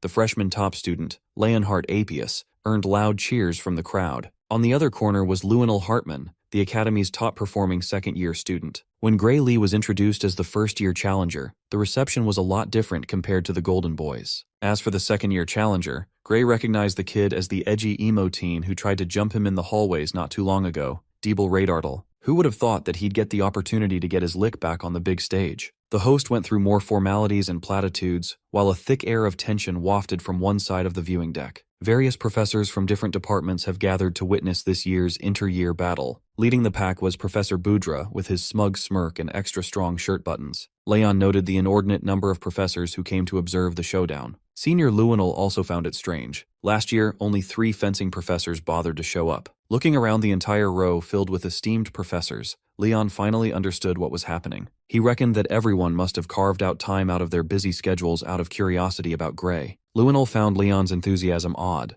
The guy never behaved like this when they were younger. Budra confessed that they really showed out to watch Gray and to witness the final battle of the Divine Eye Special Admits. That revelation caused a buzz amongst the students who just wanted to watch some bloody fights. Unaware of what was discussed behind closed doors, Gray asked for clarification. Budra was amused to hear that the boy hadn't been informed of the crucial role he was about to play in academy politics. With full confidence, he announced that the Divine Eye class is being abolished, crushed, and deleted out of existence. Gray immediately turned to Professor Ariel for confirmation, but her reaction was enough of an answer. She knew that if she told Gray the truth, that boy would push himself to dangerous lengths. He might even risk it and use that destructive power again. Without proper rest and training, overstraining his body could kill him. Instead of moping, Ariel chose to put on a brave front and cheered on her boy. She alleged that Budra was just playing mind games to psych him out. Her words might sound composed and confident, but her trembling hand paints a different picture. Gray chose to respect his professor's wish to protect him from pressure, but that doesn't mean he won't go sicko mode today. Budra pouted when his provocations were dismissed, but he's excited to watch some clownery from the freshman. He's expecting the young man to lose so miserably that the other professors would finally get off the fence and realize that Ariel's divine eye is nothing more than a party trick these days. Since that pig upstairs can't stop yapping, Gray spoke up. He can't let blatant insults against his mentor slide. He doesn't care if Budra badmouths him. Talking down on Professor Ariel's judgment is a mortal sin that he can't forgive. Hearing Gray stand up for her gave Ariel a kick in the guts. Budra scoffed and tossed some generic trash talk. He can't even think of any creative insults. Gray vowed that by the end of the day, he would prove Budra's dumbass wrong. Fatty loved dishing out insults, but he couldn't take them himself. The referee stepped onto the stage and asked the participants to split up into their respective corners. Ariel appreciated Gray's maturity, but she's in the dark as to what he's planning. If he were to fight the top student, Luinol, his practical swordsmanship style might have given him an edge, no matter how slim. It just happens that he's matched with a terrible opponent. Deeble Redardle is an oddball. It is rumored that Professor Varian Bradley surgically rewired this kid's brain, boosting his reflexes to inhuman levels, turning him into a living weapon. This is the worst possible matchup for Gray's tricky ambush tactics. He might stand a chance if he chooses to deploy that double-edged technique, but Ariel's conscience won't be able to take it if anything bad happens to the kid. Before the event started, she assured him that there was no need to worry about her and the program. Gray responded with a confidently affirmative smile. First up is the top student match. Both representatives were called to step forward. The arena has been warded with protective magic to prevent fatal wounds. Triggering an opponent's safeguard will count as a dub, so both participants could move as if they were in real combat. The inter-year battle's top student match is officially underway. Trying to control the tempo from the start, Leon rushed headfirst with a roar. Luinol was pleased to see the aggression. He wanted to test the waters first. As soon as he entered a comfortable range, Leon unleashed a flurry of slashes. When his barrage slowed down, Luinol seized the chance for a perfect counter. A heavy attack that aimed to decapitate in one fell swoop whistled in the air, completely missing Leon's vitals. He surprisingly used his hand as a pivot point, blatantly copying Gray's winning move against him a few days ago. Instead of sticking with his rigid and predictable technique, Leon chose to evolve and incorporate more trick plays. Unfortunately, he can't fight like Lord Gray yet. He lacks the timing and confidence necessary to pull off something like this. Luinol managed to knock his head back, dampening the damage from the kick. He admitted that Leon is way stronger than he was in his first year, but it's about time to make Leon realize how big a difference one whole year in this academy could make. He picked up the pace. With a smile plastered on his face, Luinol Bum rushed his junior, not allowing any room to breathe or regain solid footing. Eventually, Leon found himself on the ropes, stuck on the arena's edge. With nowhere else to run to, Luinol pounced like a vicious predator. His sword was caught by the protective magic before the sharp blade could slice Leon's neck like a hot knife through butter. As expected, the winner of the first match was the second-year top student, Luinol Hartman. Graceful in defeat, Leon thanked his senior for such an engaging match. Without wasting any more time, the referee announced the challenger matchup next. When Leon passed by his idol, he extended the sincerest good luck. Gray had already run his mouth. It would be embarrassing if he couldn't back it up on stage. He's fought against more vicious monsters than he can count before turning back time. Compared to the harrowing terror of the Liquidator and the Apocalypse, fighting an edgy teen feels completely winnable. On the other corner, Deeble dragged his blade along the ground as he whispered sweet nothings to the deceased Professor Varian Bradley. He is eager to send the madman's killer to hell for a bloody reunion. Without further ado, the selection match for the challengers is now underway. Gray's stance was solid and alert. Deeble, on the other hand, was as unorthodox as you can get. While they sized each other up, the Colosseum was so silent that you could hear a pin drop. As soon as the go signal was given, Gray swung his sword and forced the weirdo to the back foot. Much to his surprise, his attack bearing full force and weight seemed wholly ineffective. With a casual swing, Deeble drove him away. The casual swing was so heavy and forceful that it left his dominant arm shaking. Professor Ariel briefed him about Deeble's oddities before the fight. He's aware of the boosted reflexes, but it feels like Varian also buffed Emo's arm strength. With this much difference in raw power, petty tricks become entirely useless. Gray's mind immediately jumped to the most extreme step he could take. However, Professor Ariel already warned him not to use that power, no matter what happens. The worst-case scenario is death. You can't come back from that. She emphasized that even though the tournament is important, it's simply not worth sacrificing his life over. Besides, the arena's defensive barrier won't hold against such sharpness. Using the technique might end up killing the opponent and some spectators along its path. To protect Ariel and the Divine Eye program, Gray would gladly take on some risks. but he can't possibly kill a fellow student in a school event, no matter how shitty the student might be. Deeble turned the tide and took on the assailant role, forcing Gray to defend. Each swing packed a serious punch, but his movements were weirdly simple and robotic. With his physical stats and enhanced reflexes, Deeble should be able to dog-walk Gray without many problems. He's not lacking in technique either. The only explanation is that he's holding back. The weirdo is planning something. Look at those eyes. That's not the gaze of a sane person. For a brief moment, Gray felt a sinking, morbid feeling in his gut. He stumbled backwards, barely dodging a clean vertical slash. Out of balance with both his feet in the air, Gray's eyes constricted as the metallic tip inches closer to his vitals. Knowing the limits of his speed, he dropped all hopes of dodging and focused on blocking. Much to his surprise, his half-assed attempt to prevent being stabbed in the face worked wonders. He definitely should have died that time, yet he survived somehow. Deeble likely weakened his attack at the last second purposefully. With the fight making her stress levels skyrocket, Professor Ariel shot up to her feet. She activated her divine eye for a more detailed look at the arena, but found something disturbing instead. In place of Deeble's supposed heart was a material emanating malevolent ether.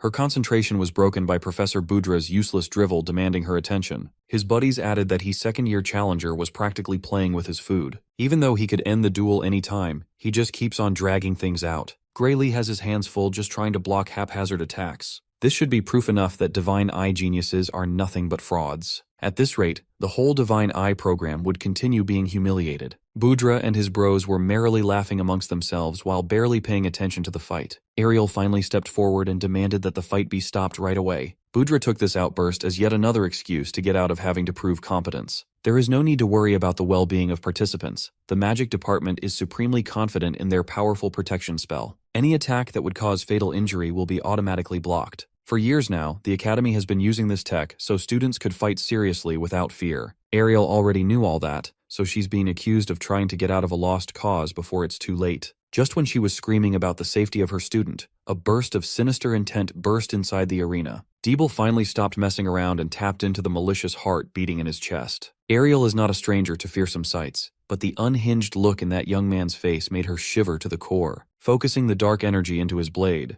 Deeble unleashed a single slash that cut through everything in its path. The attack moved forward unobstructed. When the dust settled, the arena had been practically split in two. Even the protection magic that Budra's department was so proud of turned into a thin curtain, easy to pierce, puncture, and slice. Seeing such a fearsome technique finally sobered up Budra. No one expected the destruction of the barrier aside from Ariel. She summoned some corporeal ropes while cursing Varian for being a pain in her ass even after death. Ariel tried to fix the gaping hole in the formation, but the reflective property was too strong, rendering binding magic ineffectual. Thinking on her feet, she yelled at the magic department losers to disable the barrier immediately. The tournament is cancelled. This scene is not a showdown of swordsmanship anymore. Those who were supposed to man the barrier were shaken to the point of mortified silence. Since she can't rely on these stooges to do their jobs, Ariel yelled at Gray to just run for his life. Unbeknownst to her, running has been taken out of his options a while ago. If he ever turned his back on the monster in front of him, death would come instantly. The spectators were blinded by the bright lights and overwhelmed by the thick sense of power wafting in the air. Heathcote quietly estimated that Ariel's spell would likely take 30 seconds to reach the fighters. It's still early, but they have no choice. Heathcote gave Gray the subtle signal to go for the tech they'd been studying. The strict drill sergeant yelled at him to think of his body as the sword. Swinging a sword is for noobs. Moving body and weapon in unison is where it's at. No matter how simple the concept sounded, complete integration is easier said than done. But if Heathcote believes that he's ready, then he's probably somewhat ready. It's not like he has any other choice. Embodying the concept of a single blade, Gray fused his focus on the weapon in his hand. Deeble unleashed another unhinged attack that tore through the floor. The dark windblade was made of pure, unadulterated chaos. The attack made contact with the protective barrier, causing a massive explosion that obscured vision. Gray was nowhere to be seen. He was completely unharmed by Deeble's offensive supremacy. Tapping into something slumbering deep inside, Gray disappeared and reappeared behind the opponent in the blink of an eye. For the first time since the fight started, Deeble felt truly threatened. Gray watched his edgy rival turn his head, and it felt like seeing a scene in slow motion. It's not that Deeble slowed down. Gray was the one who had gotten exponentially faster.